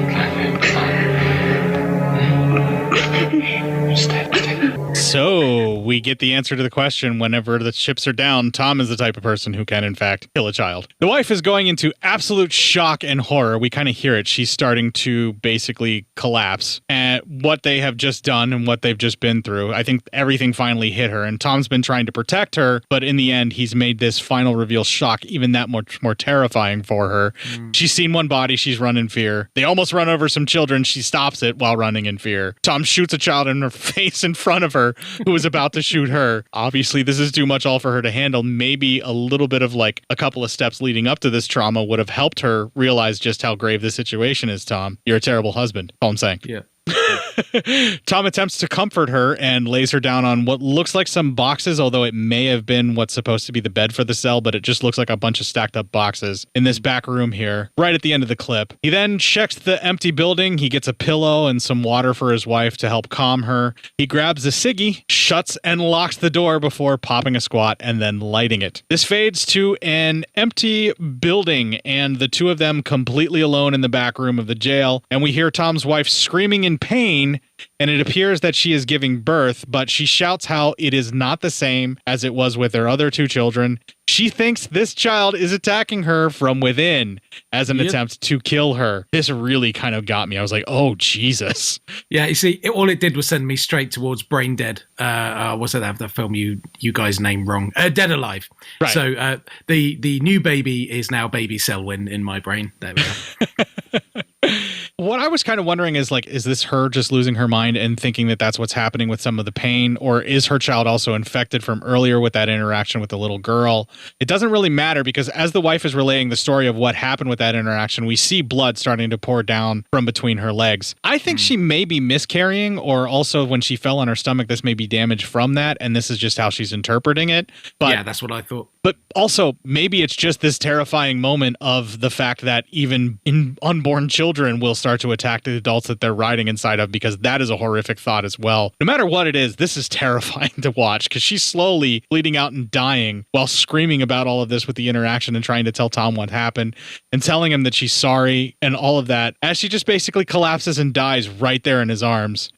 I don't know if it's from the internal injuries inflicted by her unborn child or the fact that she fell on her stomach and it's caused a miscarriage that also did damage to her. But after this happens, Tom sits back against the wall and looks at his wife. They cross-dissolve from this into the morning light as Tom grabs the rifle and walks over to his dead wife to look upon her longingly one last time. He gives her one more kiss goodbye. He unlocks the door and walks out into the daylight sun, holding the gun and staring at the empty town. He walks towards the docks and looks down at the Jeep as he walks past, barely holding on to the rifle. He's clearly, this is him like, I'm going to get out of here or I'm going to die trying. He just doesn't give any fucks anymore.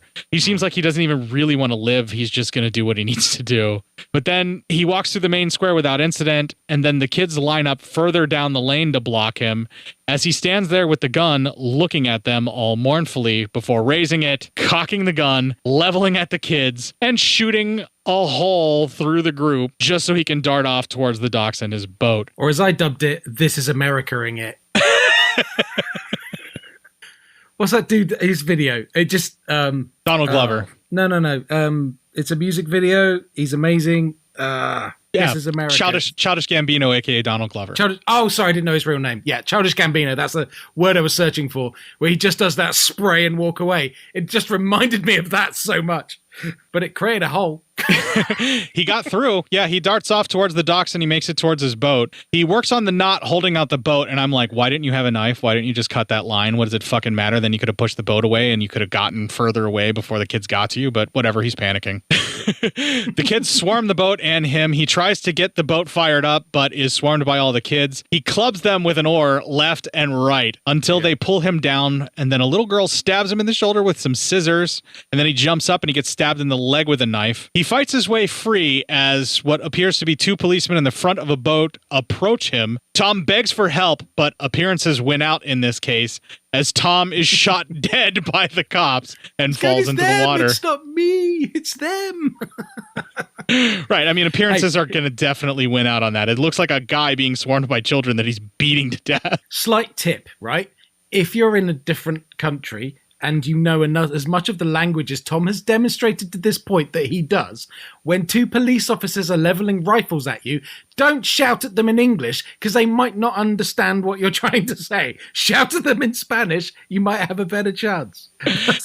The police then come ashore as the kids start crying and collect their dead and injured, pulling them up onto the dock and trying to help each other. The cop asks what sort of man could have, we get a ... ellipsis because kill a child is the thing he's trying to say, or harm a child like that. Then he asks where are the other people as he darts off into the town. The kids shout adios to him. He turns to see his crewmen are gone, possibly dead, and the kids are loading up on all the guns from the police boat. One of the kids gets a rifle trained on him and presumably shoots him. They cut away before we see it. They cut from this to the kids swimming and firing up boats, playing on one of them or just kind of jumping off of the bigger boats and everything like that. One of them asks if they are all going to go to the mainland, and the kid says that they're going to fill up a boat and go, but not all of them can go because that would attract too much attention on the mainland. She asks if he thinks the children in the mainland will play as they do. He says, yes, that many children are in the world. Many. We roll those fucking credits.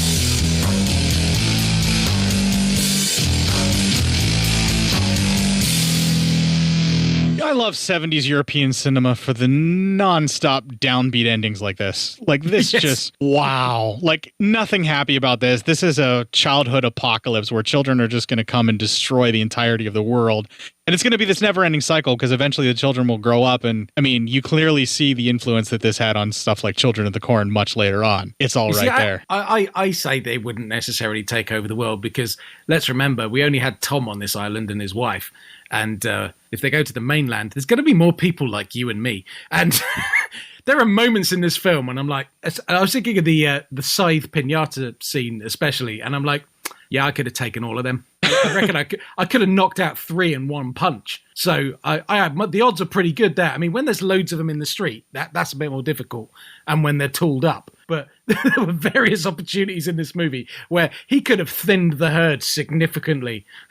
Yeah, it's almost like he's panicking and doesn't know what to do because the film works on the premise of, well, what kind of adult could harm a child? You know, and how could a child be so vicious as to brutally murder an adult like this? It operates on the assumption that humanity is essentially good. And I'm far too nihilistic for that because I'm in the same space where like the minute that kid starts being an asshole about the stuff with the fishing, and then we walk in and see that the town square is completely empty, I'm going to go back and I'm going to look and see what's going on with my boat, you know? And I'm going to take my wife with me and be like, yeah, something's not right. Like there's multiple opportunities where stuff is not right, where like all the shops are empty. There's burnt chicken everywhere. They can't call out from the island. I know it's 4 hours back and everything, but like clearly you need to get back in the boat and go around to a different part of the island or something, you know? Because nobody's there. This is a bad thing. And then when he comes across the kid that's like beating the old man to death with the cane, I'm pretty sure I wouldn't just be standing there asking the little girl, why?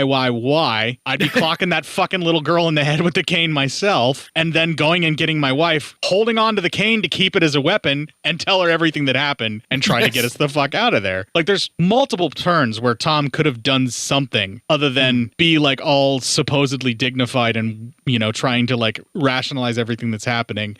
And the fact that at every turn he covers everything up and tries to not concern his wife and not have her be afraid when she very clearly needs to be. Like, fuck every decision this guy makes. Pretty much everything that happens to Tom he deserves, but all the stuff that happens to the wife she totally did not deserve. That was horrible. This movie will stick with you, man. Like, I don't want to say that I enjoyed it, but like I was thinking about it all day while I was working today, you know, and I was thinking about it right after I was done recording, or when I was done doing all the notes and everything and recording the clips and all of that. I was thinking about like, how am I going to talk about this? Because on one level, it does have that serious, crazy exploitation of, oh, the children are turning into murderers. We've seen that a bunch of times already in the exploitation world. This is one of the earliest versions of that. And then it has a very serious message of what if the children started doing to us as adults what we've clearly been causing havoc and chaos on them. You know, like what if that was turned around? Like what if their self-defense mechanism kicked in and they became this hive mind thing and attacked us? It's a really interesting concept of what caused it. And it just, I don't know, I could talk about this for hours and hours more about what's going on in this film, but it's, I mean, we've kind of covered that ground while we were talking about it during the film. So do you have any other kind of analytical stuff you want to talk about with this, or? I don't know. I mean, I think it's pretty obvious what it was trying to do and saying. I say we've covered that. What I was thinking is at the end of this, I say it stays with you, but I was thinking, because I'm a bit of a, I don't know, those old films have to be safe to a point. And I know people hate the idea of remakes, but like in my head, there's a really good remake of this, which is a lot more vicious. Because I don't think the film upset me as much as it would have done if we'd seen some of the acts of violence sort of carried through a bit more in a bit more of an exploitative fashion. I mean, obviously good filmmaking doesn't require that, but I think a grittier modern retelling could do a really good job of this film. And there are script and plot problems which kind of ruin it for me a little bit, in that he should have tried to leave and not explaining stuff, and it's a bit too unbelievable in those moments.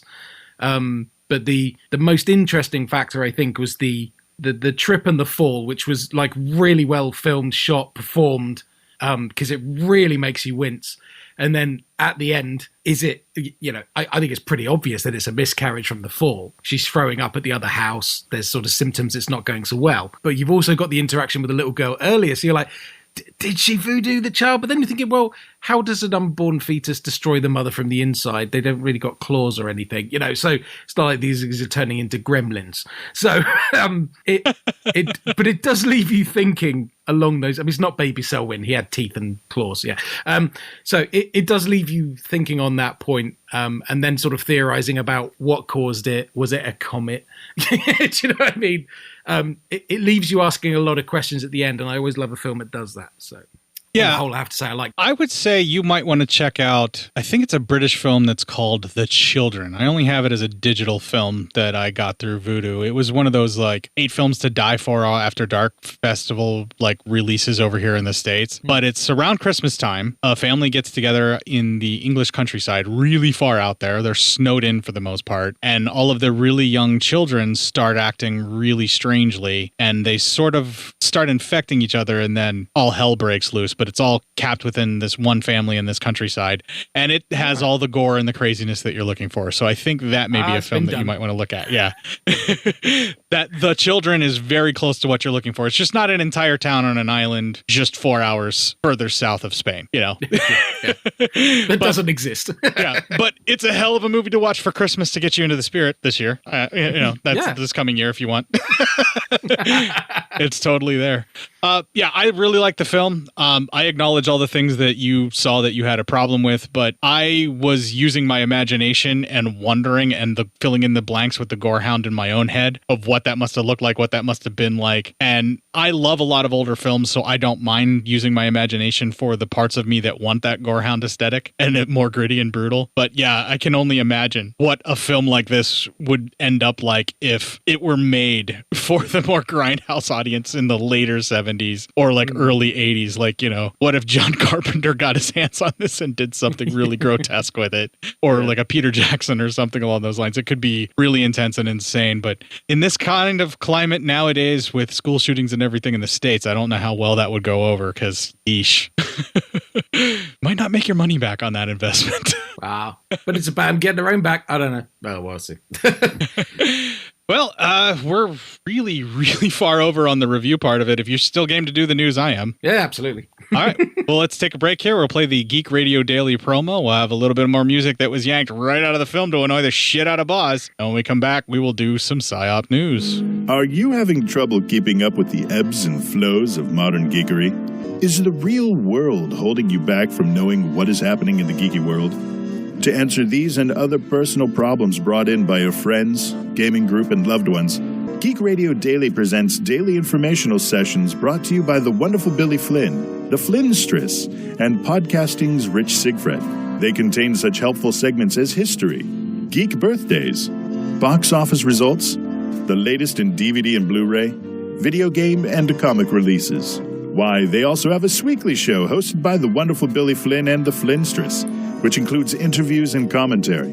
And to make sure you are informed, Geek Radio Daily also provides you with your daily dose of geek news to make sure you know more than that jerk know-it-all Steve. Visit us at geekradiodaily.com. That's right, Geek Radio Daily.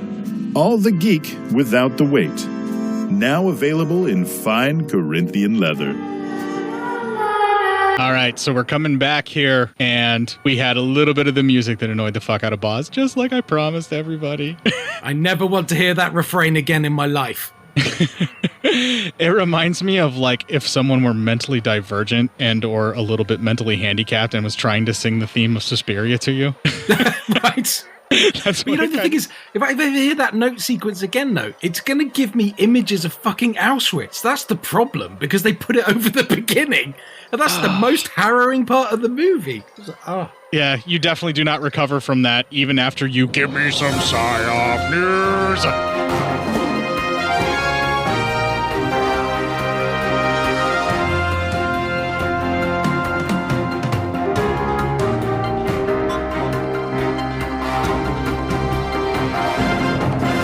Remember, you volunteered for this, so this is all your fault. Yeah, absolutely. Sorry, Matt, who will never listen to this, so it doesn't matter.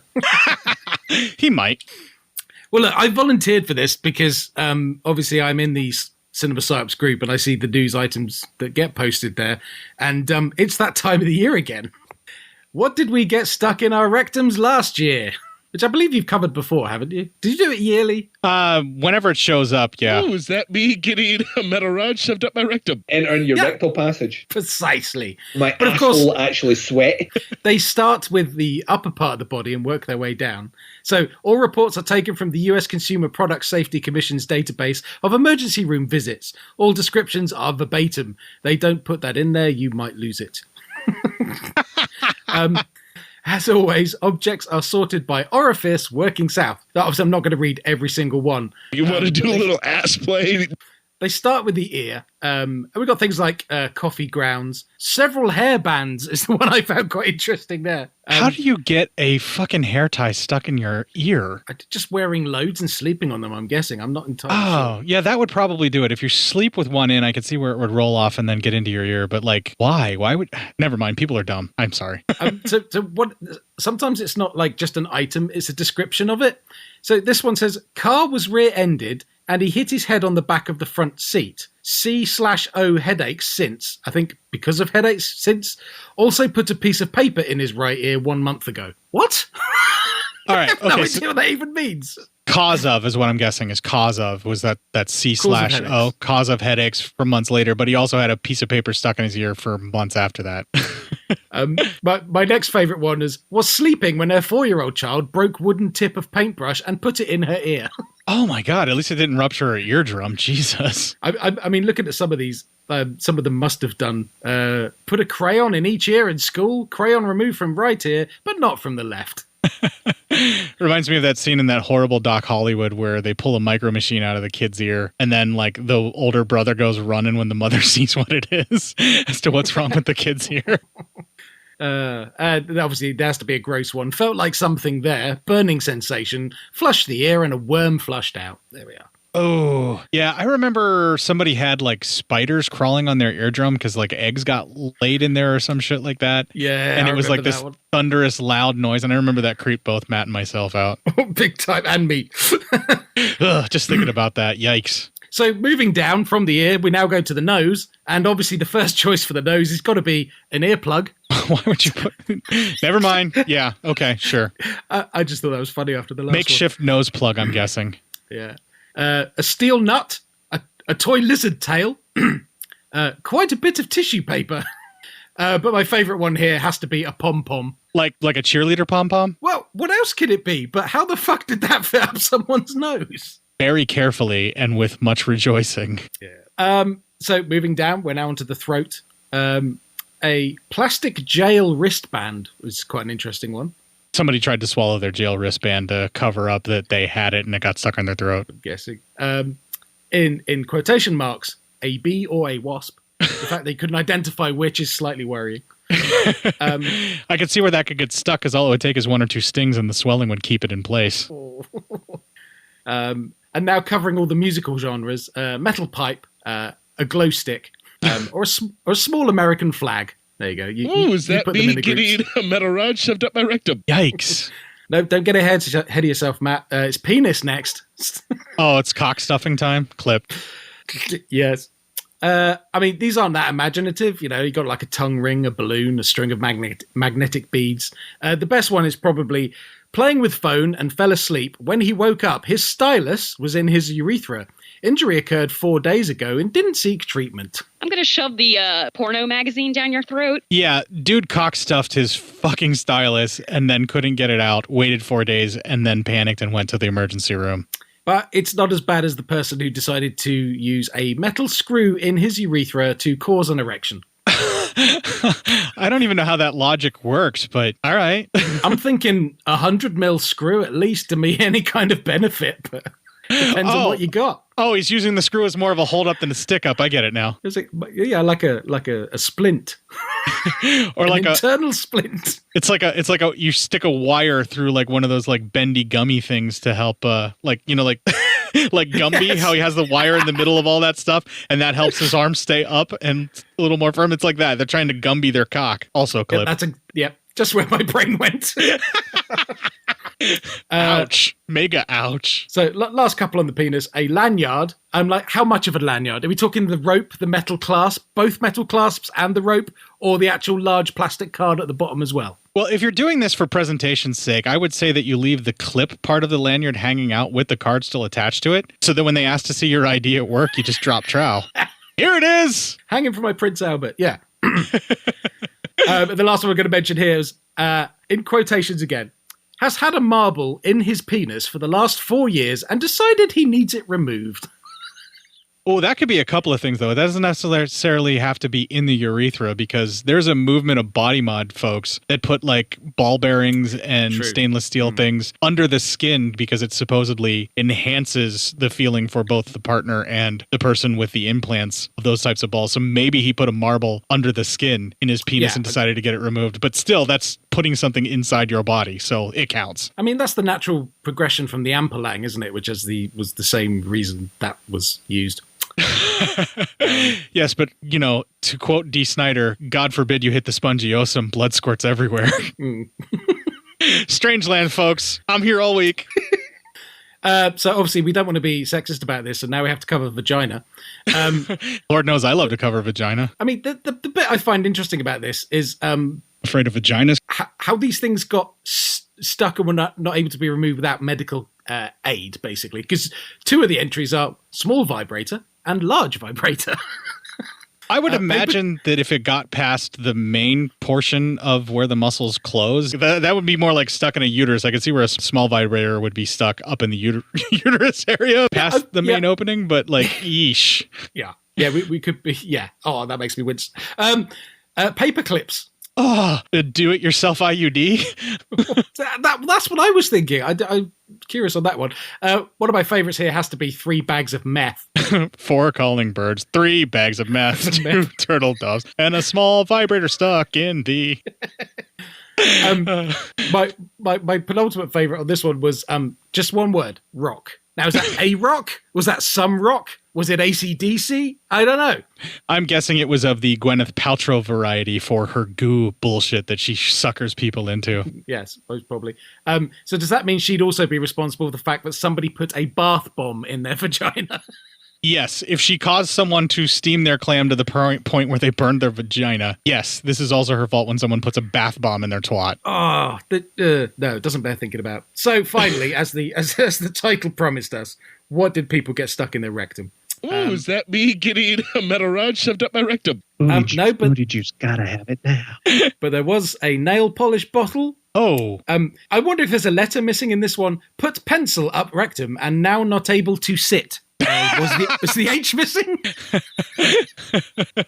No, I could see where if the pencil is up there and it's lodged, it would cause discomfort with the prone sitting kind of thing. I could see where that could possibly be a thing, but I guess the lesson here for most folks is don't put things into your anus that you are not able to retract by some type of, I don't know, tether that can pull it back out, or a handle that doesn't allow it to go all the way in, you know? Like, be judicious with your use of inserting things. I'm not telling you can't. It's just that in this current climate with the pandemic, going to the hospital with stuff stuck in your ass is not a good thing for your health. Patient reports inserting deodorant can inside his rectum last night as he was constipated. Yeah, that's why you did it. I mean, I could see where you would think that would do you some good. Maybe it'll expand it out and that will open up and blah, blah, blah. But that sounds like a makeshift butt plug clip. You're just setting me up for my own clips here. I really am. What's quite funny about this is the very next one on the list. Shampoo bottle in his rectum that he placed there because he thought he was constipated. I'm sensing a theme, and I'm guessing that's not the same person. Yeah, maybe they think it'll break up the constipation by doing that, but I think it's also just people get shit stuck in their ass that's not from constipation. They just get things like shampoo bottles stuck in their ass from having a good time, and they try to come up with an excuse, so they say something like, well, I thought it was constipated. More clips. Any medical professional, I mean, you go in there, you just go, yeah, you know what I did. Fucking take it out. Right. They're going to laugh at you and make fun of you, and you're going to end up on their TikToks and their Instagrams anyway. So just fucking get it over with and cop to what you did. Exactly. Laugh at yourself first. It's always worked for me. Small foam football. Small foam football. So they nurse their ass. Yes. I mean, this one lacks a lot of imagination because it just says stick. I mean, is that stick shift? Is that a dowel rod? A stick they found? The stick they found about anything. The forest that they just picked up off the earth and decided, yes, I'm going to Vlad the Impale myself. Yes. Love this one. Screwdriver in anus. Handle fell off. Oh, they were they must have been putting it in backwards, your metal rod, and then Matt. the handle fell off because if you would go the other direction, you're perforating your colon. Yeah, I wouldn't advise that. Right, but if you want to use the handle to get yourself off, that makes a little bit more sense. But also, whenever you try to pull it back out with a screwdriver, you got to be mindful of that. So test the tensile strength of your handle that it will stay put whenever you try to pull it back out before you insert a screwdriver.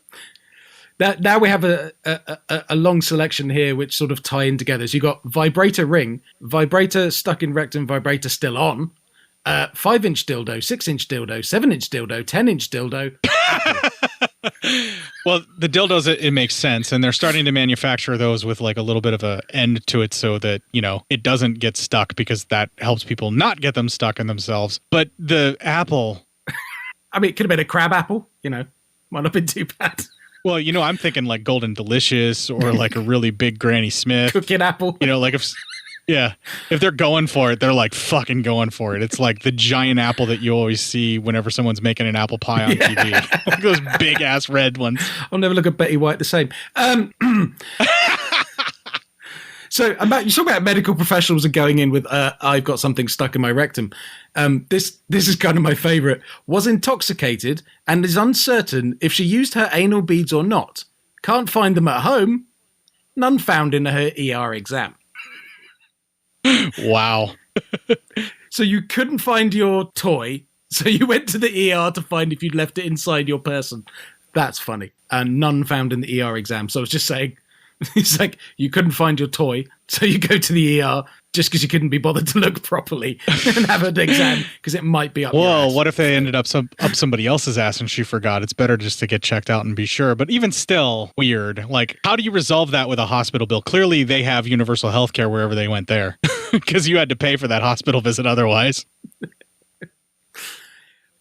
So one of my favorites is a Weeble Wobble toy. I didn't even know they were still a thing. I remember those toys. They're probably still a thing just for that kind of fetishy thing where someone would buy them just for that specific reason. But even still, man, like those things, like kids choked on them. So of course it's going to get stuck wherever you insert it, right? Like that's why they stopped being made, because they were killing kids. Yeah. And you joked about a foam dart earlier. Yeah. Nerf dart. Yeah, I could totally see that, one of those Nerf dart things. You imagine how it was delivered, right? They probably shot it from a Nerf gun, and that's why it went up too far. That would make your eyes water. 6 magic markers. 6 magic. 6 of them, yes. I wonder if it's that, there's like those type of like magic markers that they give kids over here in school where you stick them end to end and they will actually stick together and form a line. So I'm wondering if they were thinking that it would be fine, they could take them back out with all 6 of them, but the one that they were trying to pull back out snapped out, and then the rest of them, like the 7th one came out, but the 6 that were still in there were all stuck. Shitting a rainbow. Or if someone tries to eat them out, they would be tasting the rainbow. See, we did that. Right, last two, promise. I like one, just Christmas lights. How many meters? I need to know. Did it have a control box and a plug? And how big were the Christmas lights? Are they like the old-fashioned glass bulbs, or were they like more safer LEDs? Like, what were you thinking? You're going to really...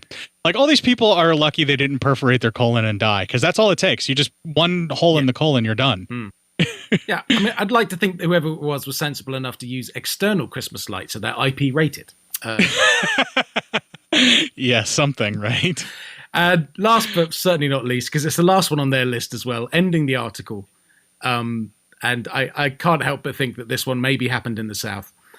Put dildo into rectum 2 days ago and was performing daily activities with it in place. When riding lawnmower, the dildo slid inside rectum completely. Yeah. There you go. Oh, good Lord. That was all sorts of nasty. I'm not bringing us back from this. Everybody just be careful with what you're inserting into yourself. Make sure you can get it back out, because hospital expenses are not something to shake a stick at here in the States. And also, it's COVID, for fuck's sakes. Try to stay out of the emergency rooms as best you can. Oh, brother. So we're going to play the Ending Legion promo on that note. We're going to have a little bit more music that came right out of the film, and then we will close out this fucking show. If you enjoyed this show, then make sure you check out the other great shows on the Legion Podcast Network, like CinePsyEP281, Cinema Beef, Devour the Podcast, Duncan and Bo Come Correct, Exploding Heads Horror Movie Podcast, Friday the 13th, Get Slayed, The Hellming Power Hour, Hello, This is the Doom Show, Hero Hero Go Show, Kill the Cast, Underwater Kaiju from Outer Space, Jerry Hates Action, Legion After Dark, Mental Health, Obsessive Cinema, Discourse, Pick 6 Movies, the podcast by The Cemetery, the podcast on Haunted Hill, the Psychosemantic Podcast, Rick Radio, House of Wax, Dude Looks Like the 80s, Rabbit and Red Radio, the Shadecast, Short Bus Cinema, 2 Drink Minimum Commentaries, the VD Clinic, Who Will Survive Horror Podcast, and Witch vs. the Doomsday Clock. With such a wide spread of shows, there is guaranteed to be a niche for you to fall in love with. Horror, politics, movies, books, sex, music, commentaries, health, video games, kaiju, action, news, comedy, and opinions that would most likely get you killed in some parts of the world. We are proud to bring you some of the best podcasting in the world. Check us out at www.legionpodcast.com, iTunes, Spotify, Stitcher, YouTube, and any other dark corner of the internet where podcasts can be found.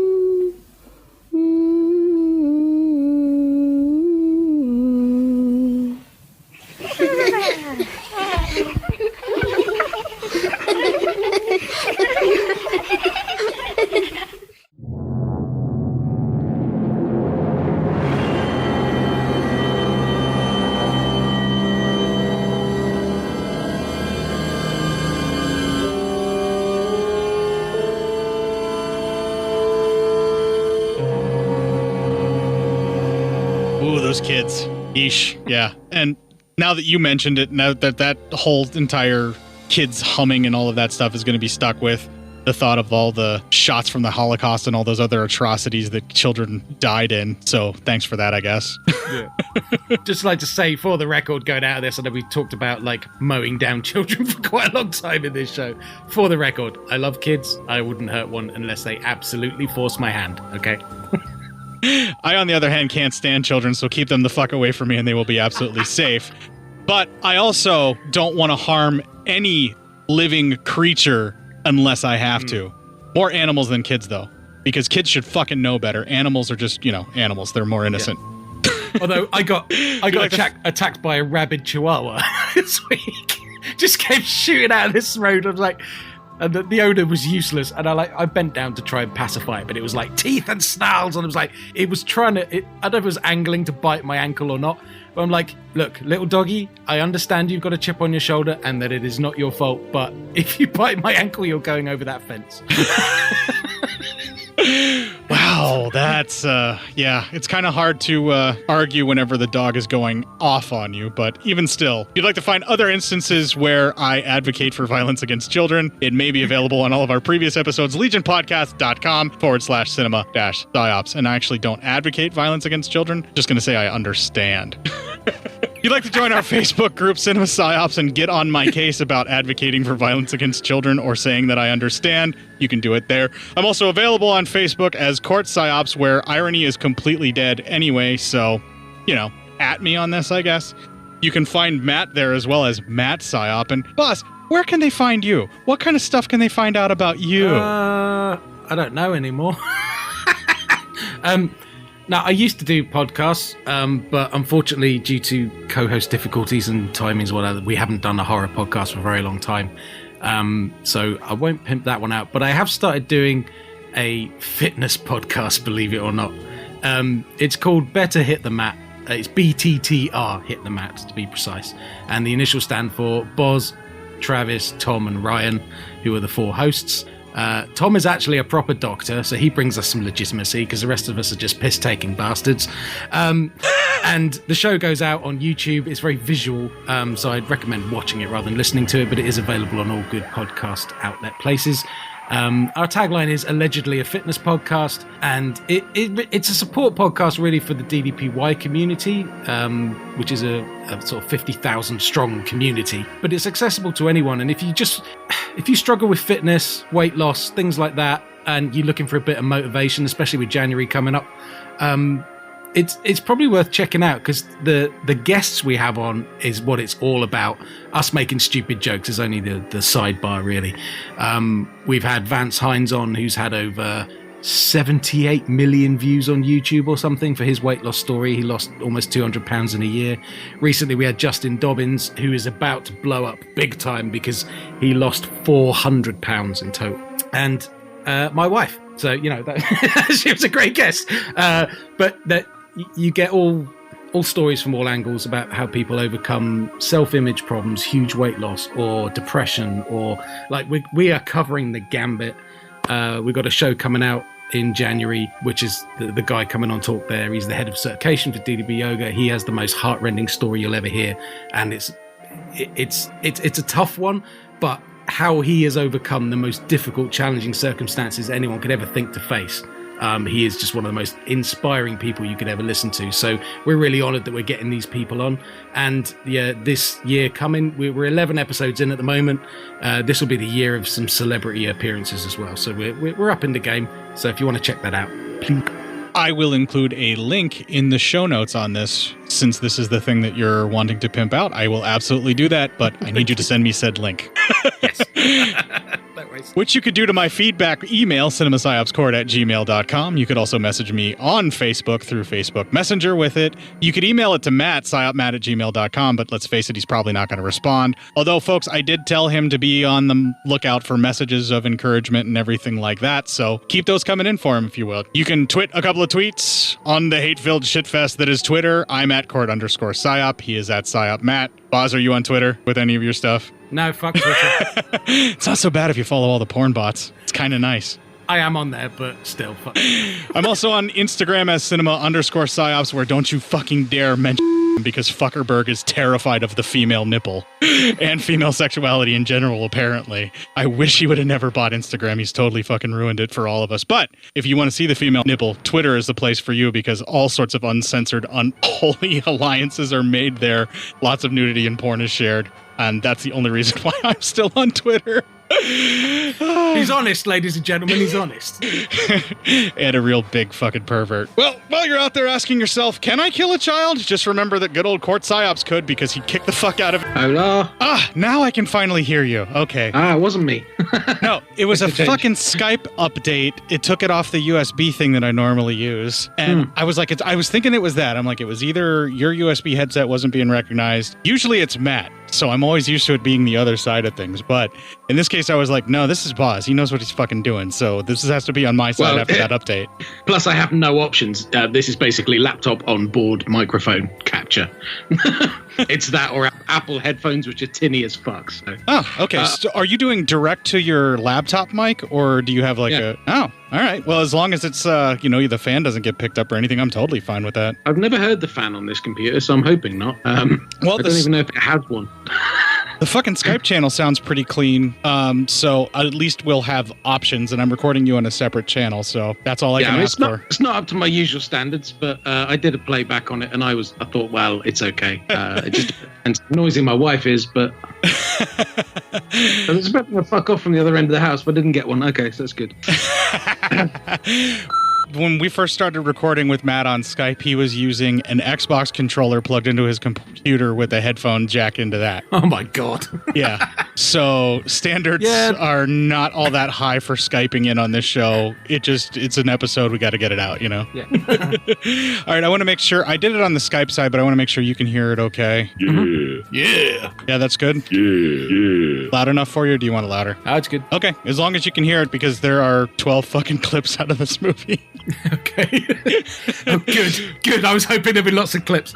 I have a question. Sure, go ahead. Oh, I'm recording already. I hope you are too. Of course. Okay. Can you give me a 1, 2, 3 clap before you do the question real quick just so I can sync up? Oh, sure. Yeah, help you sync up. Yeah. I'm going to be obnoxious and count backwards. 3, 2, 1. How is that obnoxious? Lamest clap ever. Because you said count up, so I counted back. But I'm a yoga instructor. It's what we do. Oh, you count down to the release? We count down and up at the same time. So because we do dynamic resistance, you'll breathe in to charge, then you'll grab the imaginary dumbbells, barbells, whatever it is you're pulling, and as you pull in, you'll go 3, 2, 1. But then the next one is 3, 2, 2, and so on. Which confuses the shit out of people the first time they do it. No, I get it. It's 3, 2, end, next count. 3, 2, 3, 3, 2, 4. Yeah. Which I think has a military stem, but obviously I wouldn't know that. So. Yeah, I think it does. That sounds very U.S. military to me. Before the sync clap, the question I was going to ask go right ahead. Is that when you have a guest, is it allowed to do PsyOp news? I mean, I don't see why not if you want to read the article, because I'll be fucked if I'm going to do it. I got to run all the stupid fucking clips. Whether or not people will be up in arms about it, that's up for them to really decide, like, how fucking dare you without Matt, right? Well, exactly, yeah. I was thinking how up in arms would Matt be, but he won't fucking listen, so who cares? Well, that, and I honestly don't think that he would be real precious about that kind of stuff. He's just not like that. You know what I mean? Like it's part of the show, and if he's not there, it would be like a guest filling in, just like if you were to do the whole entirety of the review. But I'm nicer to the guest than I am for, I mean, you're the one that's helping me out of a jam here. So if you want to do a fucking news segment, I'll set up that you can do a news segment. I'm fine with that. I just have to move some clips over. It's just that it's that time of year again, and we've got the "What did we get stuck in our rectums last year?" article, which is always fun. Sure, well, let's fucking do it. I should warn you also, this only all became possible last week because obviously our house in Spain has no internets. So this is running off of a mobile MiFi, which has unlimited data, supposedly. It's only glitched out on us a couple of times, and I taught a live video workout on Facebook earlier this week. So I'm trusting that audio will be fine, he says as he hangs up. All right, force quit time. Oh dear. This is riveting fucking radio. It's a good thing that I do outtakes. That cock and shit's like metal. All right, we're fully set up and we're ready to go. You good to go on your side? Yeah, good. Shh. It's our secret. We won't tell anybody that hasn't listened to this episode. Yeah. All right, here we go. Oh shit, that's going in. cinemapsyopscort.com. Oh, I'm recording on my channel and I replace all this stuff. So if you need to talk to me over something, if something comes up, just let me know. Podcast entertainment. I was just going to say, please, God, don't play the music from the film. Getting a laugh out of a show isn't really helping these days. People need to put on tips in their bartending jobs or been put on furlough with no pay till the Oh, but I do use all this stuff too, just FYI. That's a tough spot. That's why we set up a GoFundMe for members of our community. A sort of grand You can fit my complete actual outtakes that I don't use in your wallet. For whom the recent disruptions haven't kicked us out of work, well, we can drop a few of those extra pennies in the GoFundMe jar. Never. For those who are directly affected by recent events and find themselves looking for money to pay the electric bill or keep the water on. My favorite part well, of the edit how about you give me a shout at B-O, at legionpodcasts.com. Let me know the situation and what you need. Sorry, you're going to have to suffer through at least 1 minute of the soundtrack for me to get like a space to be able to fill in and move around audio. On our Facebook group page or on Twitter at Legion Podcast. Sure, I suppose. For those of you who are able, thanks in I like you went for the low death metal. Members of our hello today. That was very good. Hey, here we are.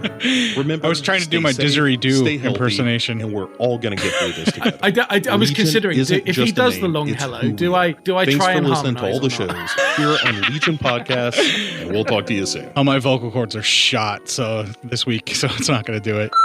This is alright. I just thought it was the annoying refrain that kids hummed. No, that's next. No! Oh, if you think that's bad, just wait, because all 5 of these instances I clipped. It's a large nomadic you population motherfucker! unable to find refuge. I know, I'm the fucking worst, but I don't want to write all this stuff down and say it out loud. Fuck! The daily transit and the children to the common grave. This the intro help bit up offered with by a the neat United bow. Nations is not enough. Because when I was doing this, I didn't realize that there were going to be 5 of them, so I just did them all individually and was like, gonna put them all together, but then I'm like, nah, fuck it, this will annoy Boz even. Well, no, you cut the kids out, so I'm happy. And I wrote it down as Amarath as the band name / deity. Yeah, metal as fuck, Boz. Metal as fuck. Yep. Amarath. As it means... What, fellow Canadians, you mean? Yeah. No, I mean me. They would want to... The Canadians would want to avoid me. Yes, fellow Canadian. You just call back. Right. Yes, because when I'm on vacation, I'm Canadian. I'm an idiot. I was already thinking ahead of something else that I wanted to say, so I totally didn't even pick up what you were putting down. That'll make a brilliant fucking outtake of me being an idiot, though. She starts... Oh, God, because it was so annoying. Yeah. She's turning things up and down. You thought that was annoying. You should have tried editing that shit out of the fucking clip where they're talking over it. Oops. Well, that's the end of that clip. That leads... creepy old mum's dead too. Sorry. That's okay. That leads to our penultimate clip. Try to say fancy words and fuck up like an idiot, Cort. It's just possible all the...